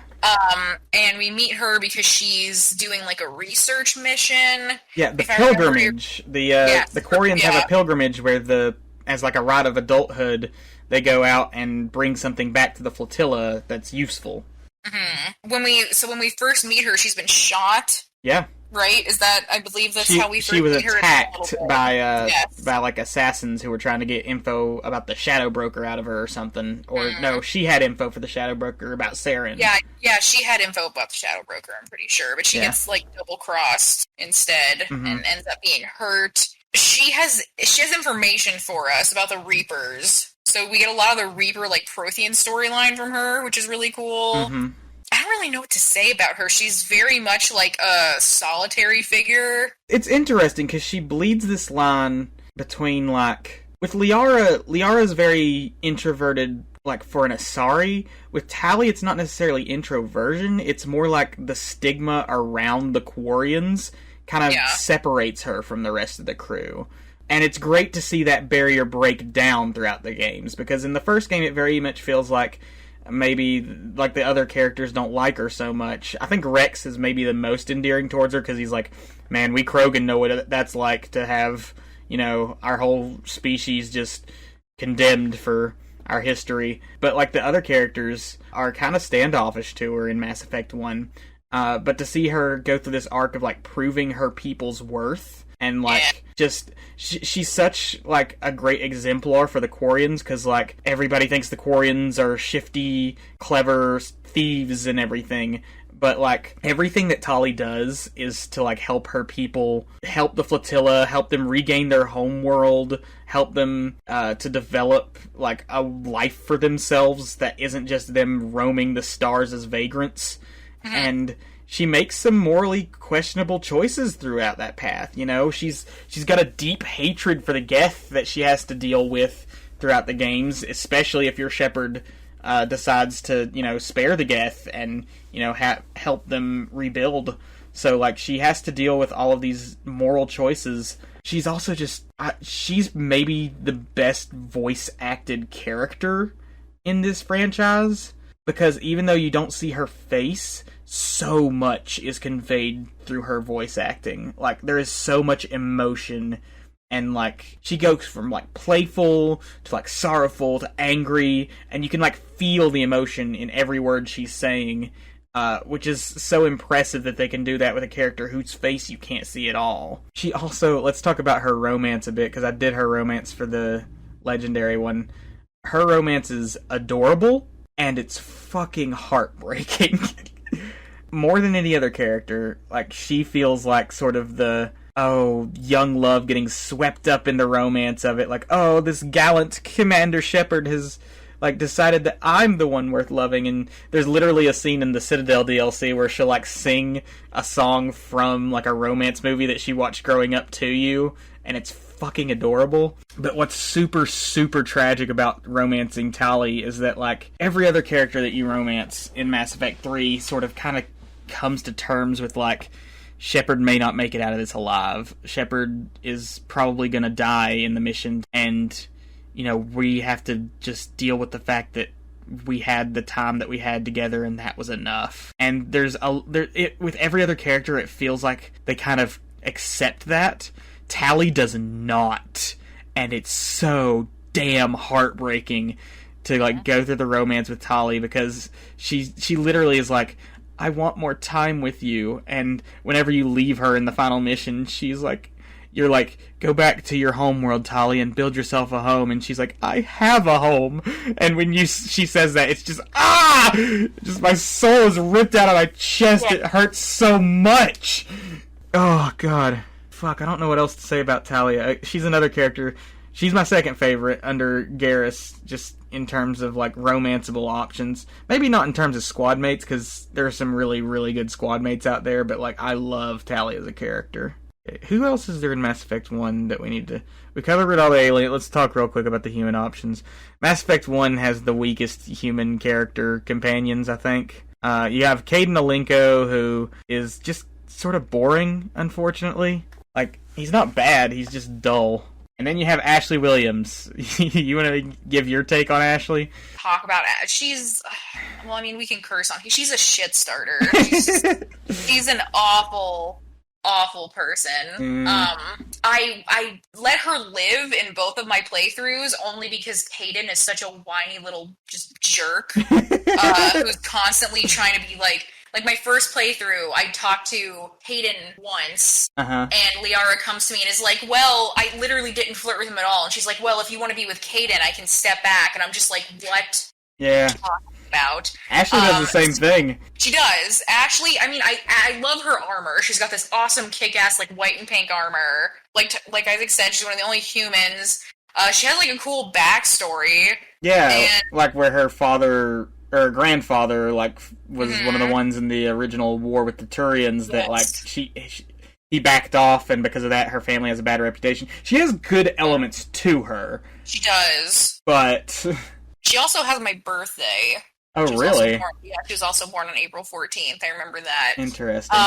Yeah, but she's just, I really wish more time was devoted to the human characters, because they're just doing anything with them is a waste. Yeah. But it doesn't help that she's space racist.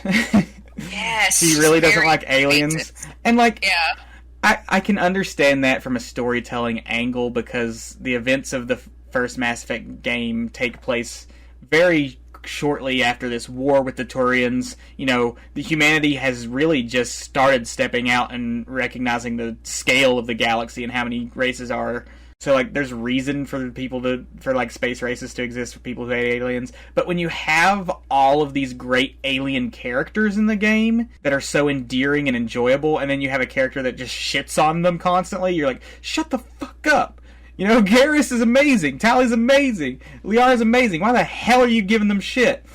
Like, you just automatically go against her because it's like, she's shitting on characters you like, so, like, why would I like her? Yeah, I mean, she and Caden there's nothing really positive that you can say about them that much. The thing of positive I'll give about both of them is that they get better in 3.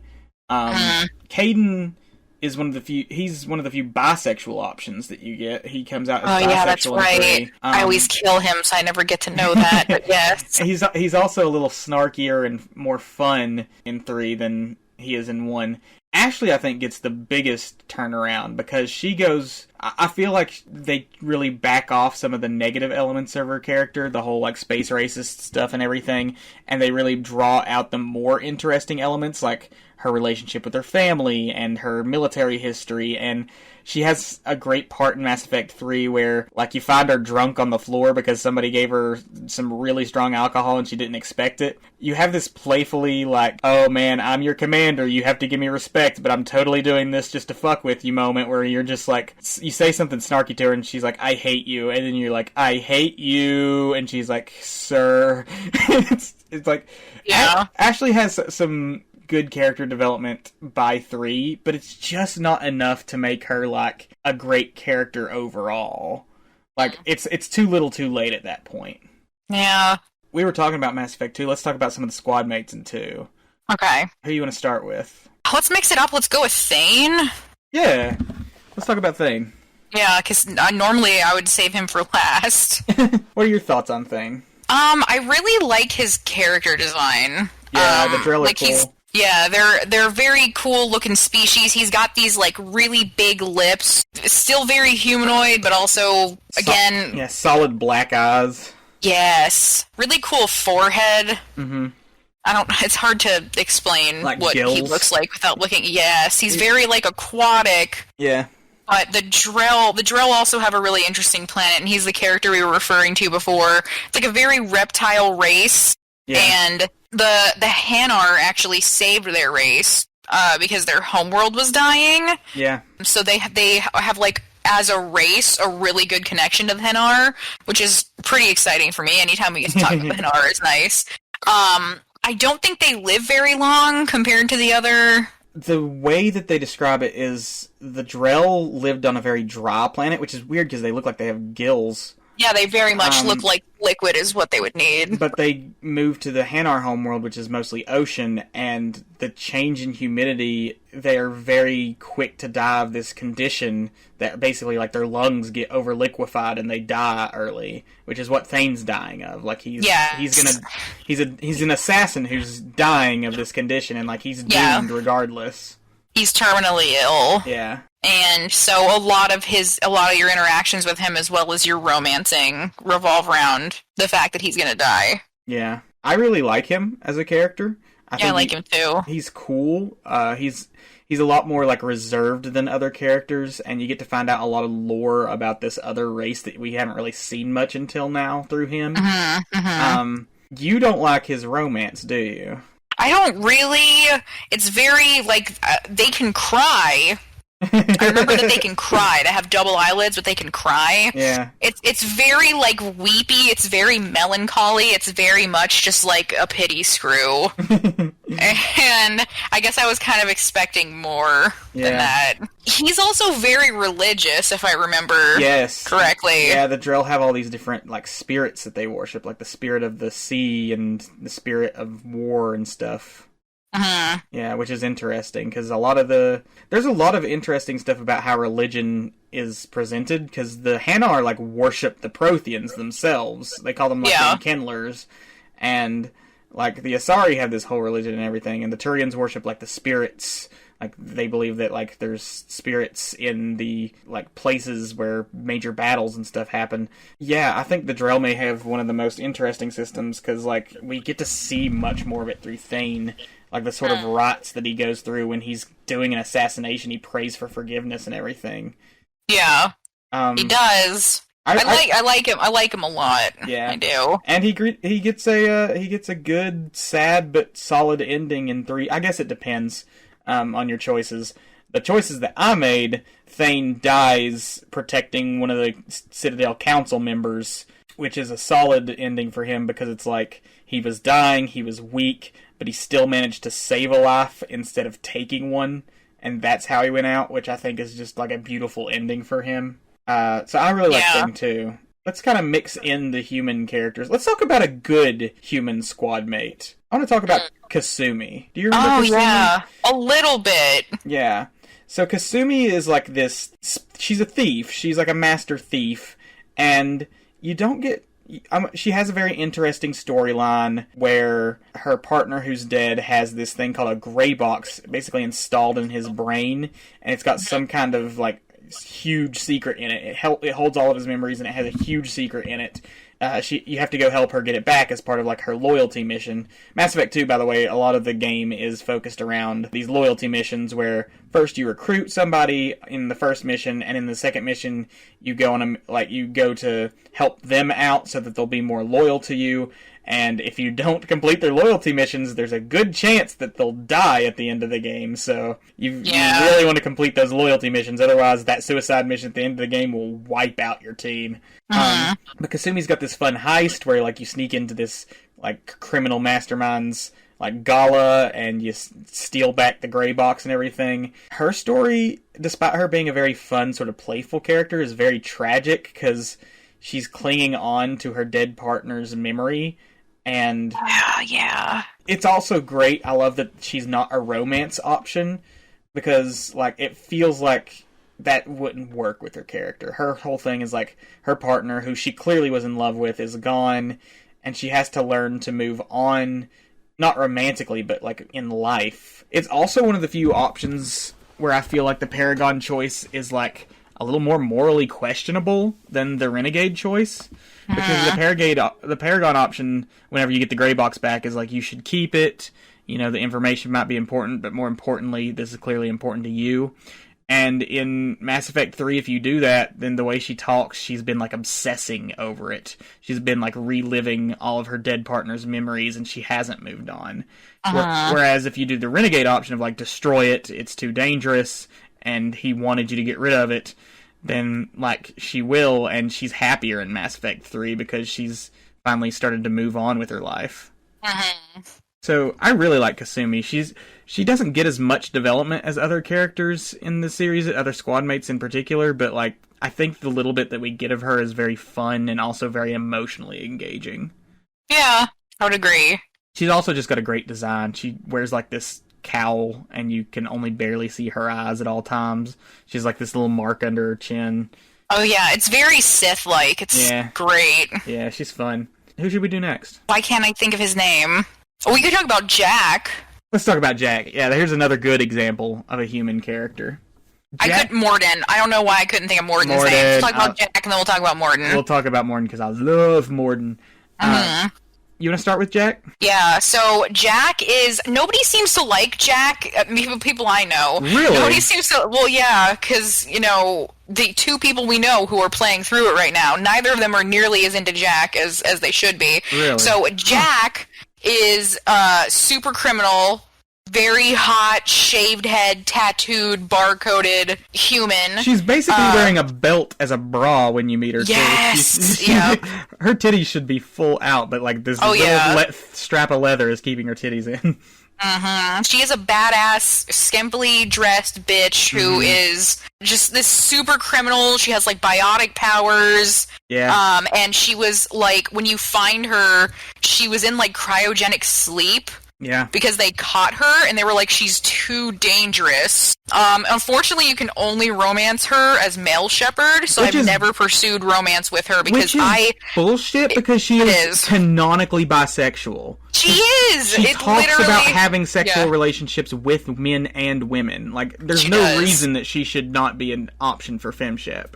Yeah, it's really frustrating.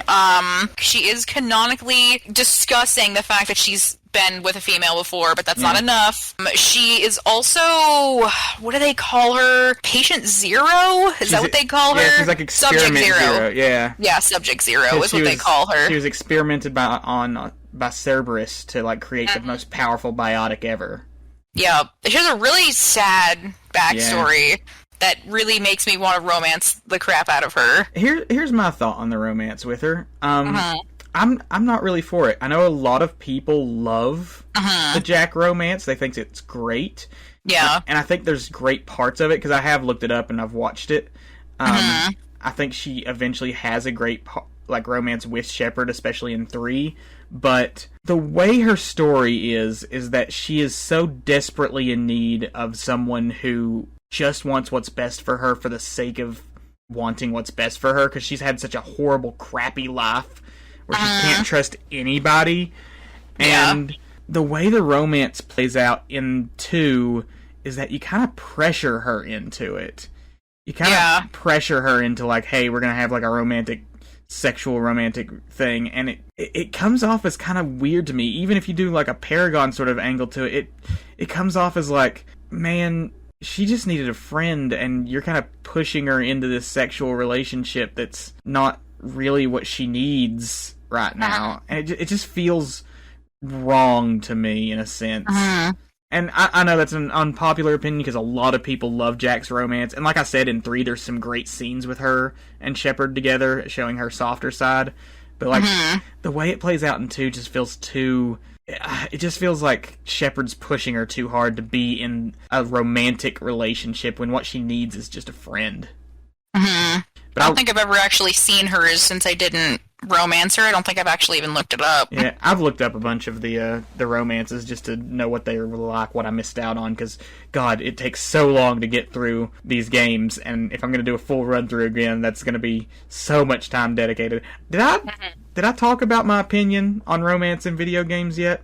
No. Okay, so I should mention that. My opinion on romance in video games, first off, before video games, my opinion in all media is that unless a character's sexuality is an important element of their story, all characters should be treated as pansexual.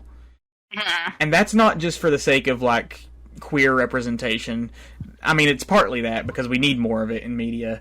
But the bigger element is that, like, it helps us to avoid storytelling tropes and traps. The most obvious one being main guy, main girl get together. If all of your characters are pansexual, then you get to focus instead on who they are as people and how they connect with others and their actual relationships. That's my thought on just relationships in general in media. With video games, again, unless it's central to their character that they be monogamous, if that's a central element of the story you're telling, I believe that all romance options in video games should be polyamorous. And again, it's partly for, like, we need more poly representation in media, but also it's a pragmatic thing of, like, man, these games, a full playthrough of Mass Effect, the original trilogy, will take you like 100+ hours, maybe 120+. That's a lot of time to invest.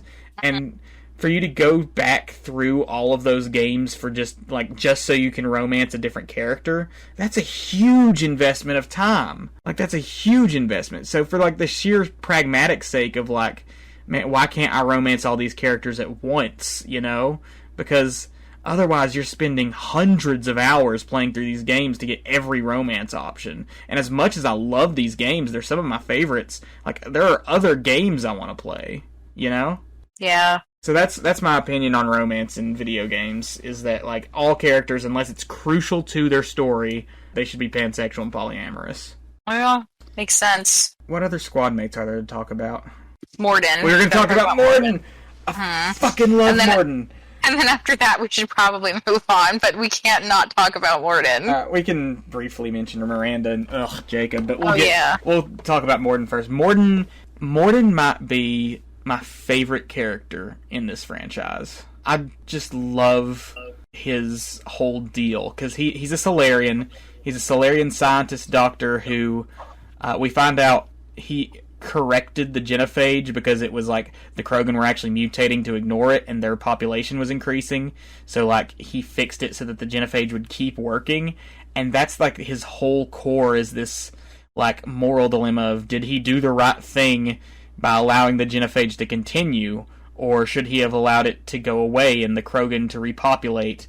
And it's such like a powerful arc for him, because you have this character who's a total badass. He shoots up at bad guys and everything. He'll take down people. He's like in a special ops team and everything. But you also have this character is so clearly has a strong moral conscience. Like, Morden is a doctor first. He wants to help people. He wants to make the world a better place through medicine. And he believed he was doing that with the genophage. He believed, like, the alternative was the Krogan were going to destroy themselves or be destroyed through their violent nature. Like, this was the best option that we had. And to see him wrestle with that throughout Mass Effect 2 and 3 is just, it's so powerful. And he's a professor. And he sings! He does sing, and it's amazing. It cracked me up so hard when he sang for the first time. Uh-huh. And then he's in a little scarred up baby. Yeah, and then I cried like a bitch when he sang for the last time in Mass Effect 3. Oh, yeah. Oh, God. Also, he's great in Mass Effect 2 because he will give you sex advice with your partner, whoever you choose. It's great. It's specialized to whoever your partner is too. Like if you decide to romance Tally, he'll be like dangerous. You know, his speech pattern's great too. He talks super fast, even for a Solarian. He'll cut out a bunch of words. He doesn't use pronouns too often. He just kind of jumps right into the verbs, and it makes for this fun, eccentric personality. And he'll be like, I love the conversation he has if you romance Garrus. He's like, may create allergic reaction. Do not ingest. Yeah. It's great. And God, he's just like this perfect blend of funny and heartfelt, and he gets such a good ending in 3. If you give him the Paragon ending, you decide to cure the genophage. He sacrifices his life, and it just feels right. It feels like a perfect ending for this character. Yeah. I didn't mean to overtalk you on that, on Morden. No, I mean, I don't really know what else to say about him that you didn't say, but yeah, I mean, he's your favorite, and rightfully so. I like how moral he is, and just, I mean, he's such a good one. Oh, you know who we haven't talked about that we gotta talk about? Legion. Okay, yeah. So, you find a Geth in Mass Effect 2 who has been specially designed to be like multiple Geth in one unit. Basically like 1,000+ programs just running around in one Geth body. And it becomes a squad mate that you can have. And you can just have this Geth follow you around, and he's adorable. Because every interaction you have is like the Geth, the synthetic being who runs on a hive mind, trying to figure out how organics work, and he doesn't really understand, and he's not like mean or evil about anything like you thought the Geth would be. He's just like, I don't understand organics, and I'm just gonna, or excuse me, we don't understand. He just speaks in the plural. He does do that. It's the Legion, because they are many. I love the way he calls you Shepherd Commander, too. It's adorable. He's wearing a piece of your armor from when you died. Legion's just... Legion's just a fun, cute character that you have.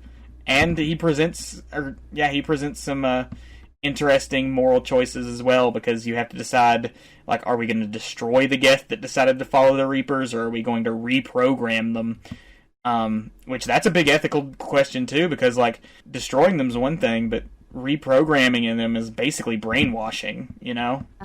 I love Legion. Real quick, let's hit... did you have any thoughts on Legion? No, I'd completely forgotten about Legion, but Legion is really cool. Let's hit Miranda and Jacob real quick, and then we can move on to Mass Effect 3. Or I guess... Okay. Yeah. Miranda, Best thing I can say about Miranda, she's got a sweet ass. That's the best thing that anybody can say about her. I read that there's a mod for the Mass Effect Legendary Edition that they added that put back in all the Miranda butt shots. Yeah, because they took some out. Because they took some of them out. And there's still a lot. The little quote I saw said, "The modder giveth butt, the modder taketh butt away." And I just thought that was really great because the amount of just rear camera shots, like, there was actually a mod that took out all the butt shots. Yeah.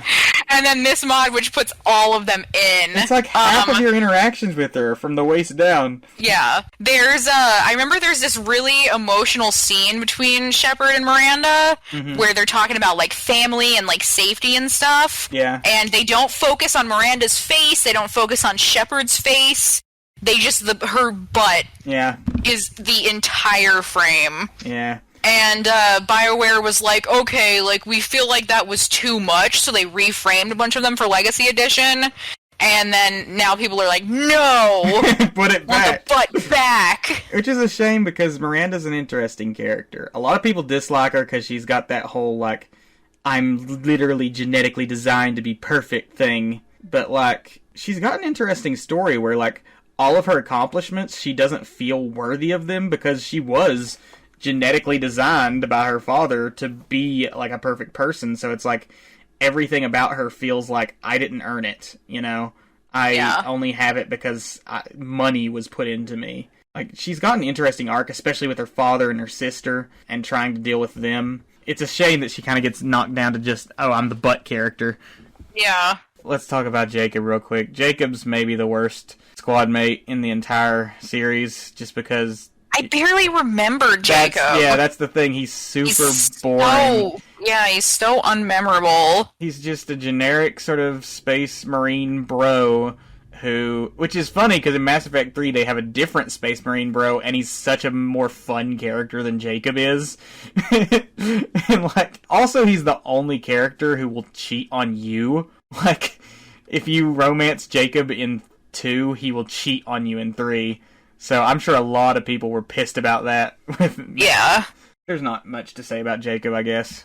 What else should we talk about in Mass Effect 2 before we get into the story of 3? Oh, I wanted to talk about the actual sort of differences between 2 and 1. Because they... As far as gameplay? Yeah, they change up a lot of stuff. Combat, I feel like, has definitely improved. So, the Mass Effect games, they're third-person shooters. You have different classes that you can choose between. But generally, you're using, guns, armor. You have some powers depending on which class you pick. In Mass Effect 1, the level design is very open. They have, like, these big maps on worlds that you go to that are unfortunately very empty, just due to the limitations of the technology at that time. So you get these big empty worlds that you kind of have to drive around in this clunky tank called the Mako.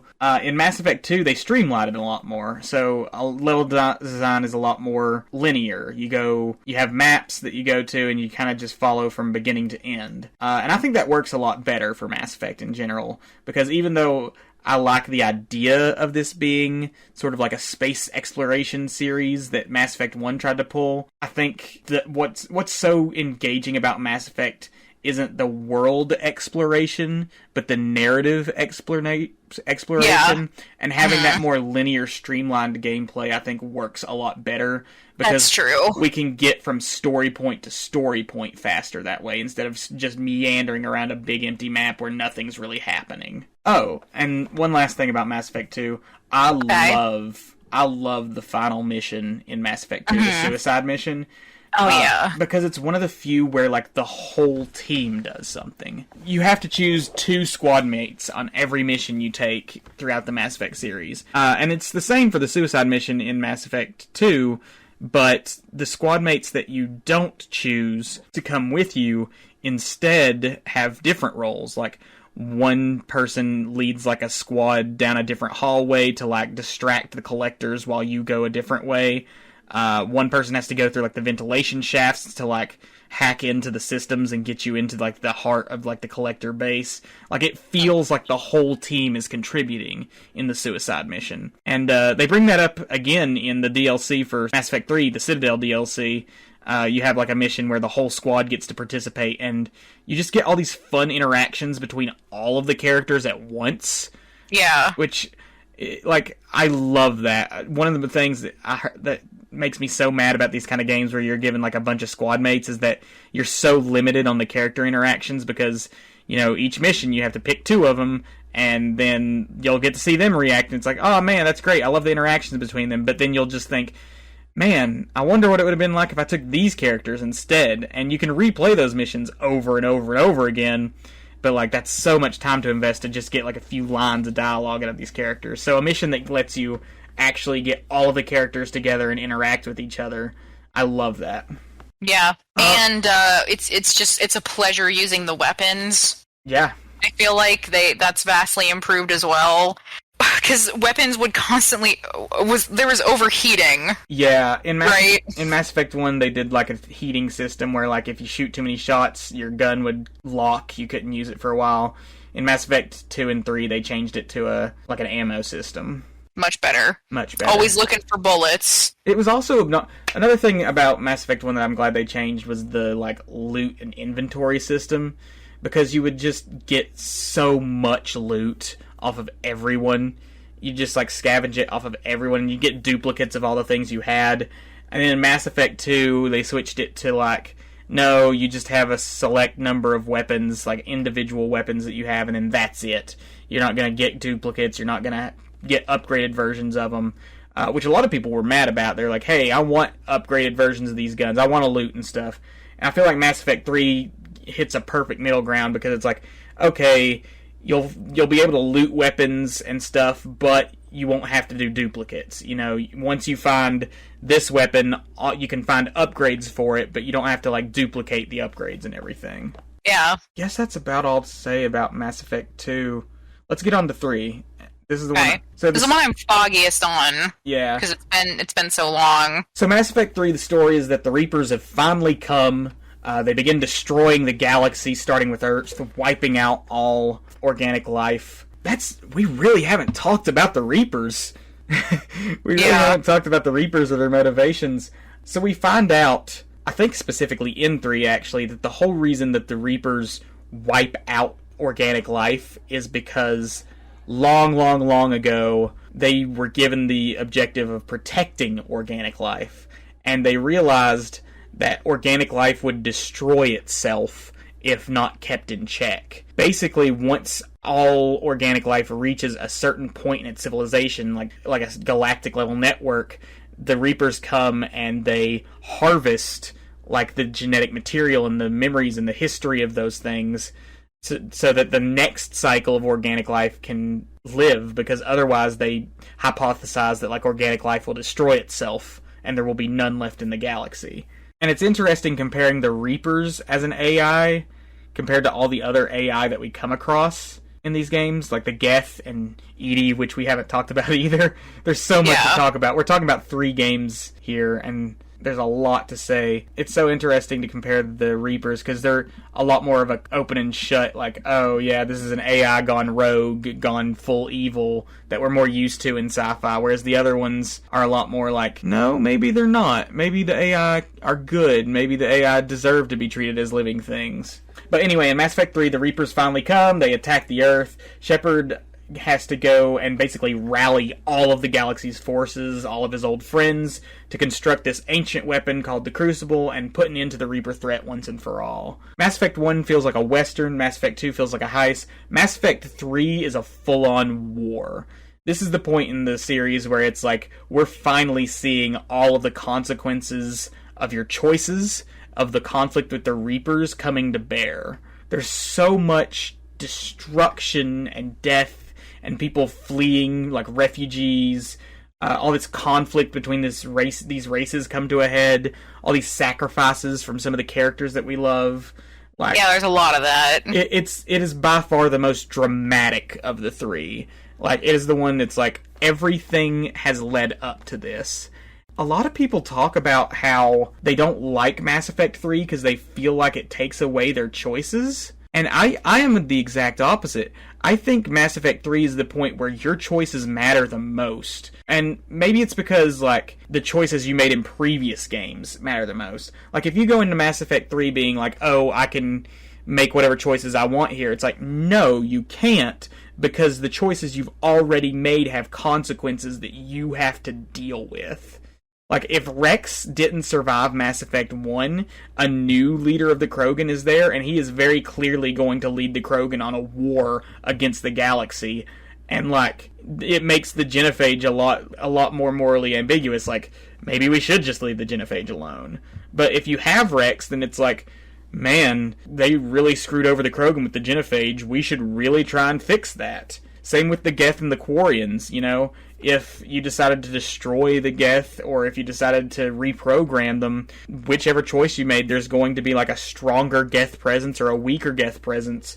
If Tali got exiled from the flotilla, like that affects whether or not you can broker a peace between the Geth and the Quarians. Like, all of the decisions you made in past games come to a front here, and I think the reason that so many players were frustrated is, like, I can't go back now. It's like, what I did, I can't undo it. Like, I can't go back and make the genophage feel like a good choice. I can't go back and save both the Quarians and the Geth because I chose things that didn't let me do that. You know, you can save the Quarians and the Geth. You can make, like, getting rid of the genophage is the right choice if you make the correct decisions, but unless you look up a walkthrough or something, you don't know necessarily what those decisions are along the way. I think that's what's most powerful about Mass Effect 3, is that, like, your choices as Shepard have come to bear fruit. You have to deal with what you've done. Yeah, that's true. Fuck, you know who we forgot entirely in Mass Effect 2? Who? We forgot Grunt. Oh, yeah. That's pisses me off, because I love Grunt. Grunt's amazing. Grunt is this Krogan that's basically engineered in a tank to be the ultimate Krogan. He's little baby Rex. He's your little boy. He's a little baby boy, and he's he's basically grown in a tank to be a super soldier, but a Krogan. Yeah, and the whole time he's like, you will give me good people to fight, then yeah, I'll fight for you. And he just becomes like he's got this great little, I've got a temperamental child sort of relationship with Shepard. It's great. I love it. Shepard totally just takes this violent Krogan under his wing in, like, a very parental sort of role. I love Grunt. Mass Effect 3 lets you bring back some people from Mass Effect 1. Depending on whether you saved Kaidan or Ashley, they come back as a squad mate. Liara comes back as a squad mate. She wasn't available in 2. She's available for a side thing, the Shadow Broker DLC, but not in the main story. New squad mates include James, who is a human marine, and I like James as a character. Unfortunately, he's introduced too late into the series to really get the sort of development he needs, but he feels like a sort of protege to Shepard. Like, he feels like, hey, I'm sort of following in your footsteps, trying to be the best hero for the galaxy I can be. But other than that, we also have EDI. You remember EDI from Mass Effect 2, right? Oh, yeah. So EDI is like the AI of the ship in Mass Effect 2. They make it like Cerberus gives you an AI, which is wildly illegal. Yeah. And in Mass Effect 3, she's completely, like, released from her shackles. Yeah, in a hot body. Into a hot robot female body that your pilot wants to fuck. Yeah. And EDI's great. EDI is this... She's got this great, like, dry... She's got a very dry sense of humor as well, where she's like, I only sometimes forget to filter the oxygen in the Normandy systems. Yeah. And she'll tell you, like, that was a joke. Like, she's got a great sense of humor. She's also got a great arc where she's slowly realizing what it means to be alive. There's one point where Shepard asks her, like they're talking about the Reapers and, like, why she disagrees with the Reapers since they're both synthetics. And Shepard basically asks her, do you think it is better to be subservient or to die off? And then EDI is like, I was programmed to... And then she just pauses and she's like, no, I do not think it's better to be subservient than to die. And, like, she just has this moment where she finally, like, breaks through her programming of, like, self-preservation and being like, I finally have a reason to fight and to live and to die for. And, like, seeing her become human, seeing this AI become human, and seeing the Geth go through this similar growth in 3 is just this perfect sort of finale to this ongoing theme of, like, whether or not artificial intelligence deserves to be treated as a living thing. Because the answer, turns out, is yes, it does, but depending on the choices you make, that may not be, like, an option on the table, you know? Yeah. We also skipped Samara in Mass Effect 2. Mass Effect 2 has the best squad mates. There's so many to talk about. Samara is a matriarch. She's got a really cool sort of lawful good thing where she's very strict with she has some of the most stunning Asari eyes, which they all have really good eyes. Oh, she's sexy as hell. She's in the matriarch stage, so she's old, but the Asari just get better with age, to be honest. Yeah. And she's got a great, interesting thing where she's a lot more black and white, whereas these games are morally gray, so she's an interesting contrast there. She's got this whole thing where she's got to hunt down her own daughter, which is great. Let's talk about the antagonists.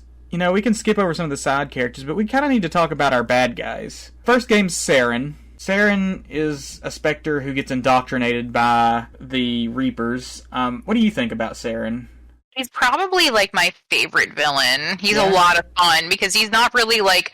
When we're first introduced to Saren, it's not clear that he's a villain. Mm-hmm. And it just kind of, like, gets revealed over time. Yeah. Just his design is really, really cool. I mean, he's a Turian, so that's why, you know, I'm so partial to him. He's just, I could look at his face forever. But, like, he's trying to find the conduit and trying to bring back the Reapers, so obviously we're going to have a lot of confrontations with him. And he is the person who I was referencing before, who, with the Paragon, you can convince him to kill himself. Because he finally gains control of himself. Yeah, really sad and really good, but he's really fun. I like him a lot. Yeah. The Reapers themselves, we talked about them, they're programmed, they're AI. They, interestingly enough, despite the way that the series talks about them being, like, the most advanced of the AI, like the most ancient, they seem to be the most bound by their programming. All the other AI in the series sort of break away from their programming. The Geth break out of their role as, like, drones, as manual laborers from the Quarians. Edie breaks free of her role as just, like, a Cerberus tool. The Reapers don't get that. The Reapers are very much bound by their misguided goal to save organic life by collecting it, by killing it off and harvesting it, which is interesting. I'm not entirely sure how to feel about that, or what it's really trying to convey. I feel like they're more designed to be like a greater cosmic threat, and because of that, they have to be a little more black and white. They're also very much tied to this idea of cycles, of, like, we're going to harvest the next cycle, and the game is very much about breaking the cycles. You know, breaking the cycle of violence with the Krogan, breaking the cycle of, you know, war with the Rachni and the Geth and everything. They make a good antagonist because they enforce a cycle, I think. My favorite antagonist, though, is probably the Elusive Man, the leader of Cerberus. Because, for starters, in Mass Effect 2, he's not necessarily your enemy. He's the one who brings you back to life, and he's the one who's giving you the mission to save humans. And he's not outwardly racist. Like, Cerberus is this pro-human extremist terrorist group, but, like, the Elusive Man is never like, oh man, I hate aliens, we need to destroy all aliens and everything. He's very much more about this idea of, like, we need to bring humanity up in the galaxy. And there's nothing inherently wrong with that ideology, but, like, you slowly see him become more and more sinister with it along the way. Like, how much he's willing to sacrifice to make humanity's place among, like, the galactic stage. That, and he's just so shrouded in mystery, and he's got those fucking, like, glowy eyes, and he's always sitting in front of that big, like, star. Yeah, like, he's got a very good aesthetic. Very good aesthetic. He's got great, like, oh, I'm totally shrouded in mystery vibes. He also has a parallel with Saren in that if you choose enough of the correct Paragon or Renegade things with him in Mass Effect 3, you can convince him to kill himself. Wow. There's more characters we could talk about, but we need to sort of start wrapping this up. Yeah. Let's talk about the endings of Mass Effect 3, because these are the big controversial things. A lot of people hate... Yeah, go ahead. Yeah, which is very different with you having the DLC. Yeah. A lot of people were mad about the endings, and I understand why they were mad when it was released, because they actually released an extended cut DLC that basically makes the endings exist. Without it, the endings are basically just like, oh, pick a color palette, which color you get, and you don't get any sort of resolution, which is bullshit. But the DLC and the Legendary Edition fix that. They give you the extended cut. There's basically 4 endings you can get. First ending is that you decide to go through with your mission and destroy the Reapers. If you do this, that wipes out all synthetic life in the galaxy, including Edie, including the Geth. And that's a huge sacrifice, because these games have gone way out of their way to show you the reality that like AI can be considered life in and of itself. You're basically committing genocide if you do the destroy ending. You're sacrificing a certain number of lives so that others may live, and that's a tough choice to make. It's tough to just say, hey, that's the correct choice. To all the Geth should die, Edie should die, all synthetic life should die so that organic life may live. It's not a black or white choice. If you do that, that is also one of the only endings where you can have Shepard survive. I think it is the only ending where Shepard can survive, because Mass Effect 3 gives you a military score where if you gather enough forces, you will do better in the final mission. If you don't gather enough, like squad mates will die, certain characters will die, all these horrible things will happen. But if you gather enough characters, you can get like a better ending where more people survive. Yeah. And if you get like the max amount, then you can have Shepard survive. It's very brief. You get to just see like their body in the rubble, and then they like gasp for air. That's the only one canonically where Shepard lives. Second ending is the control option, which is what the Elusive Man was trying to do. He wanted to control the Reapers. Basically, you break down your own body and mind into a new AI that takes control of all the Reapers, and then Shepard controls the Reapers to rebuild the galaxy, to basically act as this sort of god over everybody, which has a whole host of moral dilemmas of being like, you just made yourself god. You took over as the authority over the galaxy. And, like, that's kind of fucked up, Especially considering that now that Shepard's basically an immortal AI, how long will it take for him to get corrupted? Or her to get corrupted, So that's another morally questionable choice. Third option, and it's kind of the one that the game presents as maybe the best, but people also seem to have a lot of problems with it, is the synthesis ending. This is where you merge organic and synthetic life. You find a way to, like, basically have organics and synthetics finally come to peace with one another, but in doing so, Shepard has to sacrifice themselves. This one's interesting because the moral ramifications are a little more thinky. It's a little more like, what happens when all life, all organic life in the galaxy is suddenly, like, cybernetic, is synthetic, is a cyborg?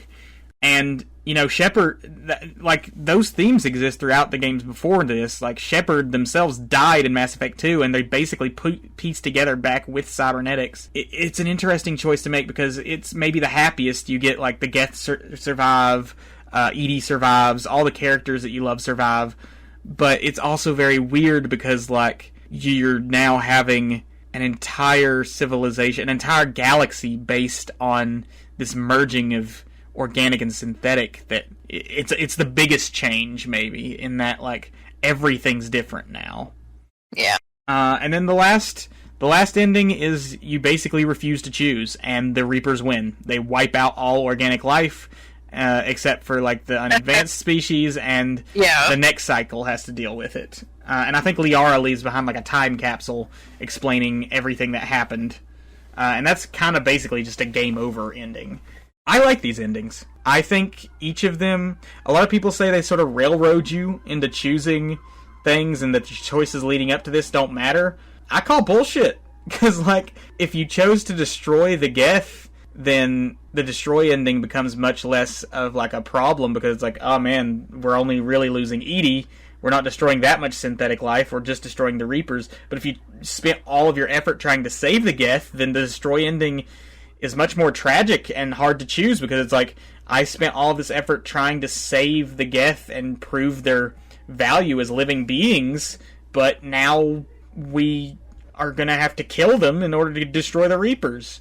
Yeah. If you choose the synthetic one, it's like, well, I managed to save everyone technically, but now everyone's this merged, organic, synthetic. People have AIs in their heads. Like, we've intrinsically changed what life in the galaxy looks like, and that could have huge ramifications that we don't understand. Like, I think these endings are good. I know that's an unpopular opinion, but I think they do a great job of, like, really showing that even though all of your choices have mattered to this point, at some point you have to, like, the choices aren't going to give you a happily ever after. You know, there's no happily ever after ending. Yeah, that's true. I talked for a long time there. Is there anything you want to say?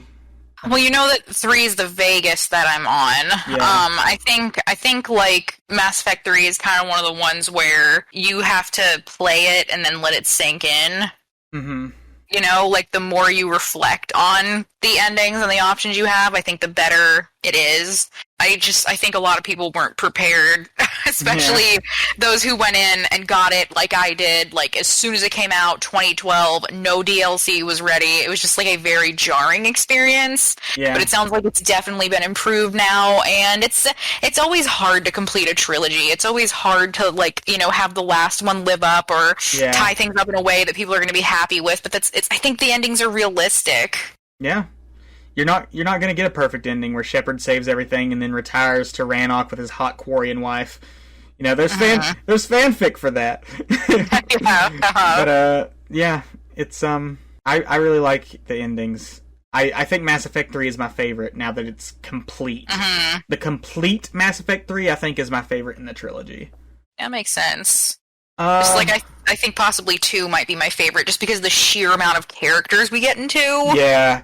I think that might 2 hands down has the best squad, and the fact that so much of the story is actually just doing, like, recruiting and loyalty missions with these great characters, it works. It works great, because it's just, you really get to focus on the character moments in 2.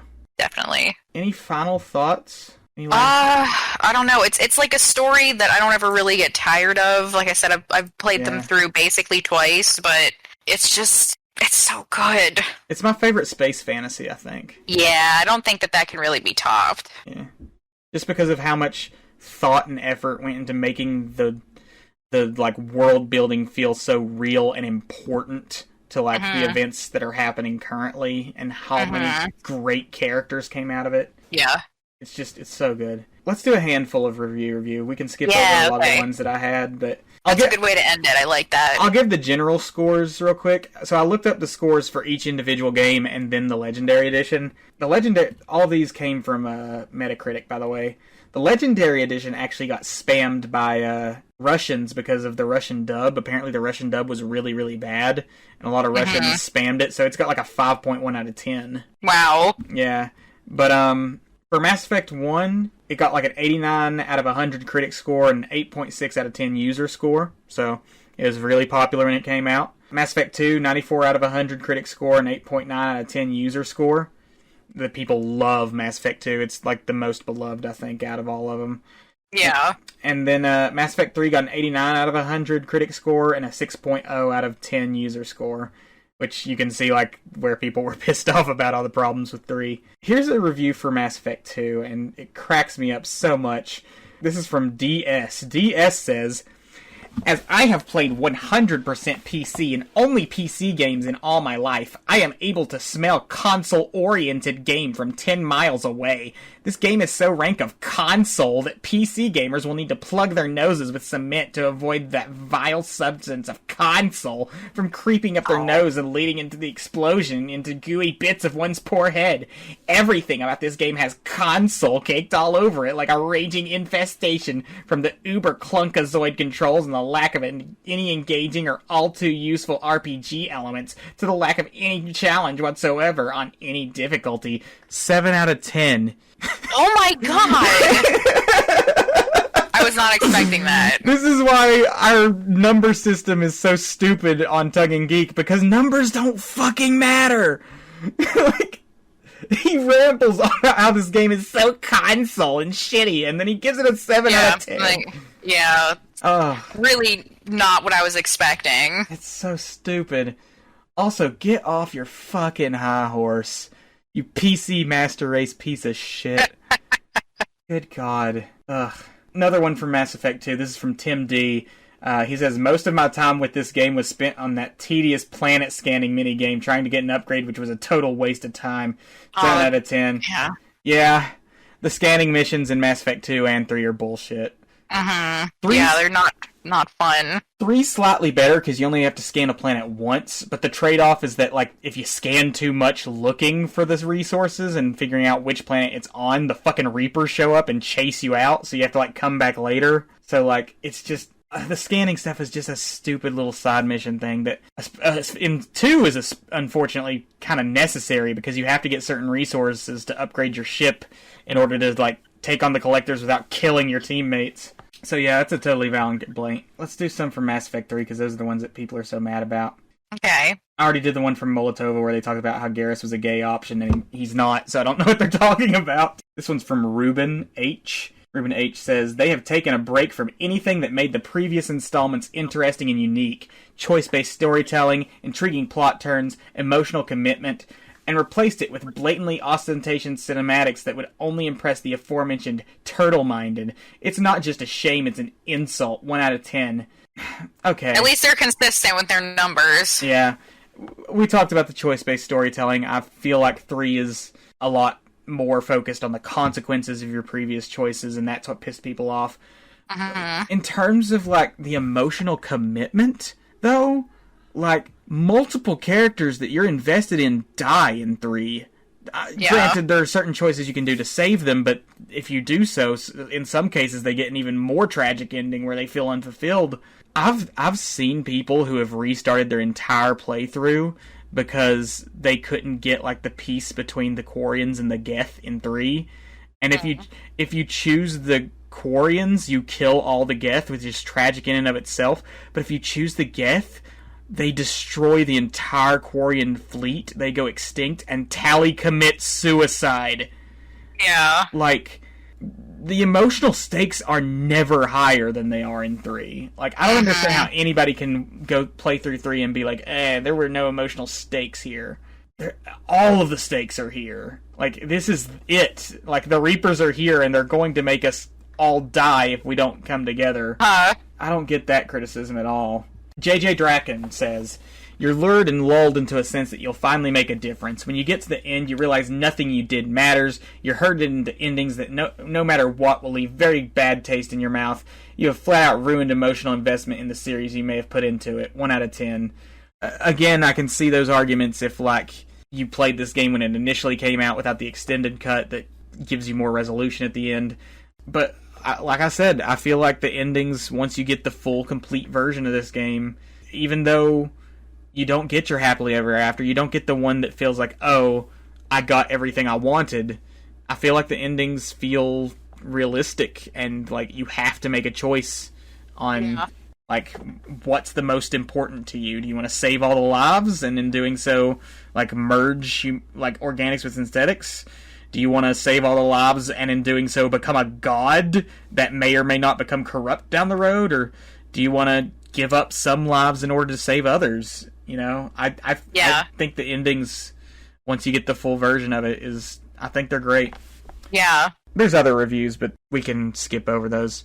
One last thing before we end up here. Let's do some recommendations. Do you have any recommendations based on the Mass Effect series? I don't think so, because I just never play games. Right. What about just sci-fi in general? Like, any specific, like, books or movies or series or anything that you feel like this series reminds you of? Oh gosh, there is one really good book series, and I can't think of it off the top of my head. Hold on, let me see if I can... Okay, it's called the Themis Files trilogy. Themis Files. Yeah, they started coming out in 2017. There's 3 of them. Basically... It's only, I don't really know how this ties into Mass Effect, but some things about it make me think about it. It's basically, it takes place on Earth. We start discovering pieces of very giant statues that were left by aliens, and there's a code that we have to crack in order to try and like discover, you know, like why were these pieces left? The pieces are radioactive. Do we need to put them together? Like, it's really interesting, and it's another example of when I feel like Mass Effect, there's very realistic alien world building, and there's also a very interesting approach to aliens. The aliens in it remind me a little bit of the Rachni in some ways, even though they don't look like them at all. It's kind of nice to have aliens that, you know, are they good, are they bad, are they a gray area? It's really exciting, those aliens in those books, because they're at a completely different point that we would be at in the Mass Effect universe, where they can effectively communicate with humans. There are so many problems caused in this book because we aren't able to communicate. So exploring what it's like meeting an alien race who left behind bits and pieces with none of us able to speak the same language, it's fantastic. Yeah, and that was the Themis Chronicles? Yes, it's the Themis Files. Themis Files, okay. Yes. Awesome. They're pretty fun. I have a few game recommendations based on this. First off, I would love to, and I'm definitely going to play these down the line, but I unfortunately can't really recommend the BioWare games just because I haven't played them, even though they're right up my alley. They're narrative-driven RPG games where your choices affect things and you have morality systems. I love those kind of games, and I've slept on them for too long. I've got to go back to them.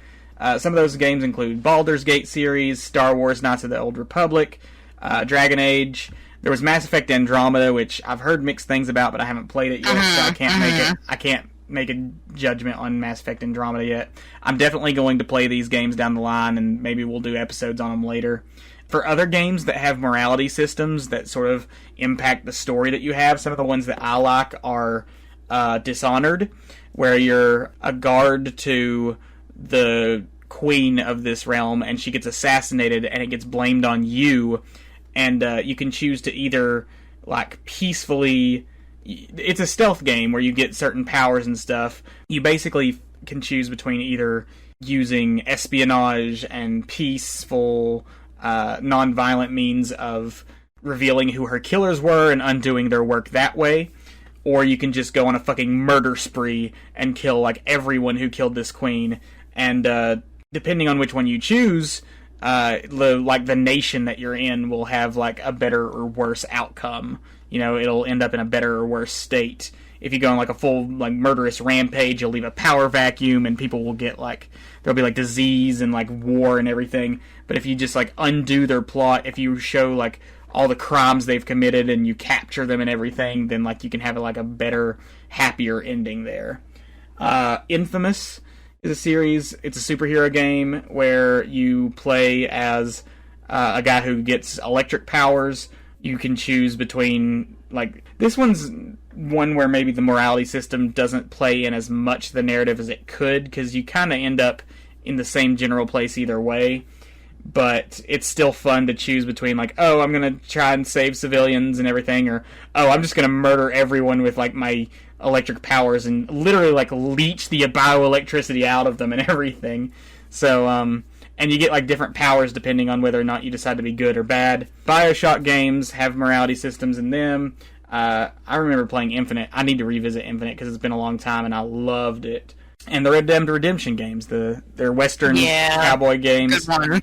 Those are ones where you can, like, if you play as more of a good guy, then you'll get respect and, like, a positive reputation in town. People will like you more, but you'll also get more hated by outlaws and everything. But if you go the other way, if you're, like, more of an outlaw and you just murder people whenever you want, you'll get a bad reputation. Like, you'll be hated in towns and feared and everything, but you may also have, like, more respect from outlaws and everything. So that's a fun morality system in that one. One that's specifically a sci-fi that has a morality system that I think is a great recommendation, The Outer Worlds. This was developed by Obsidian Entertainment, which actually did some sequels to some BioWare games. They did the second Knights of the Old Republic. They also did Fallout New Vegas. The Outer Worlds is a really fun game where you are sent out into this colony of planets by basically a bunch of corporations, and everywhere is basically just, like, owned by these corporations. Basically, it's like capitalism just taking over space exploration, and there's a lot of fun, interesting takes on how, maybe space exploration isn't as fun as we thought because all we're doing is slaving away for these corporations that are light years away from us. So it's got a really fun narrative. It's got some moral choices that you get to choose. It's got a fun cast of characters. No alien characters, surprisingly. Like, you come across, like, alien animals and monsters and stuff that you fight, but, like, it's all humans. And I think a couple robots, but mostly just, like, human characters. But it's got a great story. I really love the Outer Worlds. Yeah, I guess that's all of my recommendations. That's great. Oh, if you just weren't satisfied with the ending of the Mass Effect series and you just want more, if you're a big Tally shipper, if you love Tally, there's a fanfic called Wings of Fire by Bahoogasmif, I think is how you pronounce that. It's Bahoogasmif. They're on fanfiction.net. They wrote a great one called Wings of Fire where just Shepard and Tally go and retire on Ranark and everything's happily ever after. So if that's the kind of ending you wanted, that's great. Hey, lovely listeners, this is Future Isaac, adding in one more recommendation. A friend of the show, Fantastic Fanatic, that's all one word, Fantastic Fanatic, just started posting their Mass Effect fanfic on Archive of Our Own, and I thought I'd give them a shout out here. The fic is a Tally x Garrus x Femshep drama romance called Mass Affection. It follows the events of Mass Effect 3's Destroy ending and explores the ramifications of Shepard's choices as well as her efforts to reunite with the crew of the Normandy. Fantastic Fanatic has warned me that this is definitely an adult-only, not-safe-for-work fic. Apparently there's going to be some real sexy bits in later chapters. As of this recording, there's 5 chapters available online, with more to come. I've enjoyed what I've read so far, and I'm excited to see what Fantastic Fanatic comes up with next. So, if you're a Mass Effect fan itching for more content while we wait on Mass Effect 4, I definitely recommend checking it out. I've put a link in the description. Again, that's Fantastic Fanatic at Archive of Our Own. Alright, back to Past Isaac. Like I said at the beginning, I ate Tyler, but fortunately the Isaac persona is still in charge, so I can still give ratings on things. I'm going to give the Mass Effect trilogy, specifically the Legendary Edition with all the collected DLC and stuff, Tug and Geek's first ever 19 out of 20 fallen Normandy SR1 crew members. Do you have a ranking or rating that you'd like to give? I honestly, it's 5 out of 5, 10 out of 10, they really did a great job. There are things definitely that could be changed, there are things that could be improved. I think it's really incredibly close-minded that even now that we've revamped the Legendary, we can't, there's not as many options bisexually as we should have. Yeah. But I mean, it's just one of those games you have to play, even if you're not a gamer. It was very progressive for the time, and they did finally get to the point where you could have full homosexual relationships with characters by 3. Especially, they held out until 3 for male characters. The only reason I don't give it a full score is because all of the meddling that went on in the original release, I just can't overlook that, because people it makes sense. If this had come out the way it was, it'd be a perfect series, it'd be a perfect trilogy, I'd have no problems with it, but because of all of the DLC bullshit that came out, hiding some of the best content in the series behind a paywall, that's just, I can't give it a perfect score because of that, even though they've now released it where you can have it all. So yeah, any final thoughts? Nope, this was a lot of fun. It's been a long time coming, us making this episode, so it was really nice to go through. Right, it's going to be a long one, too. It is, but it'll be worth it. It is. I've had a lot of fun. Thank you for joining me, Erika. Of course. Thank you for, thinking that this is something that we should talk about. I don't play a lot of games, but, I mean, this is one that, like I said, it can't be missed. Yeah. It's great. You're probably getting the Legendary for Christmas. Just gonna throw that out there. Or maybe just... And I would 1,000% be fine with that, because, again, my first Shepard that I made her so ugly on purpose, and then when you import her into the second game... just the graphics make her even uglier because the graphics improved, and so I really have this desire to go back and try and recreate her in the Legendary now, because she would be just god-awful. She just had the weirdest nose, the tiniest eyes, so many scars, but I loved her. It's funny, I did a male Shep this run, and I tried to make it as close to me as I could just to see if I could, and it was pretty close. He looked a lot like me, honestly. And, he worked great in 1 and 2, but for some reason there was some technical glitch in 3 where, like, every other cutscene he was in, his upper eyelids would just vanish. And, like, he just had fucking crazy eyes in every scene. Like, in scenes where he's supposed to look emotional and stuff, he's just, like, giving everybody the stink eye because his upper eyelid's missing. And it was, like, it's so damn funny. That's so hilarious. Yeah. But, yeah. This has been Tongue and Geek, where two white folks on the internet give their unsolicited opinions on all things geeky. Thank you for joining us. And remember, you can't get back the time you spent listening to us.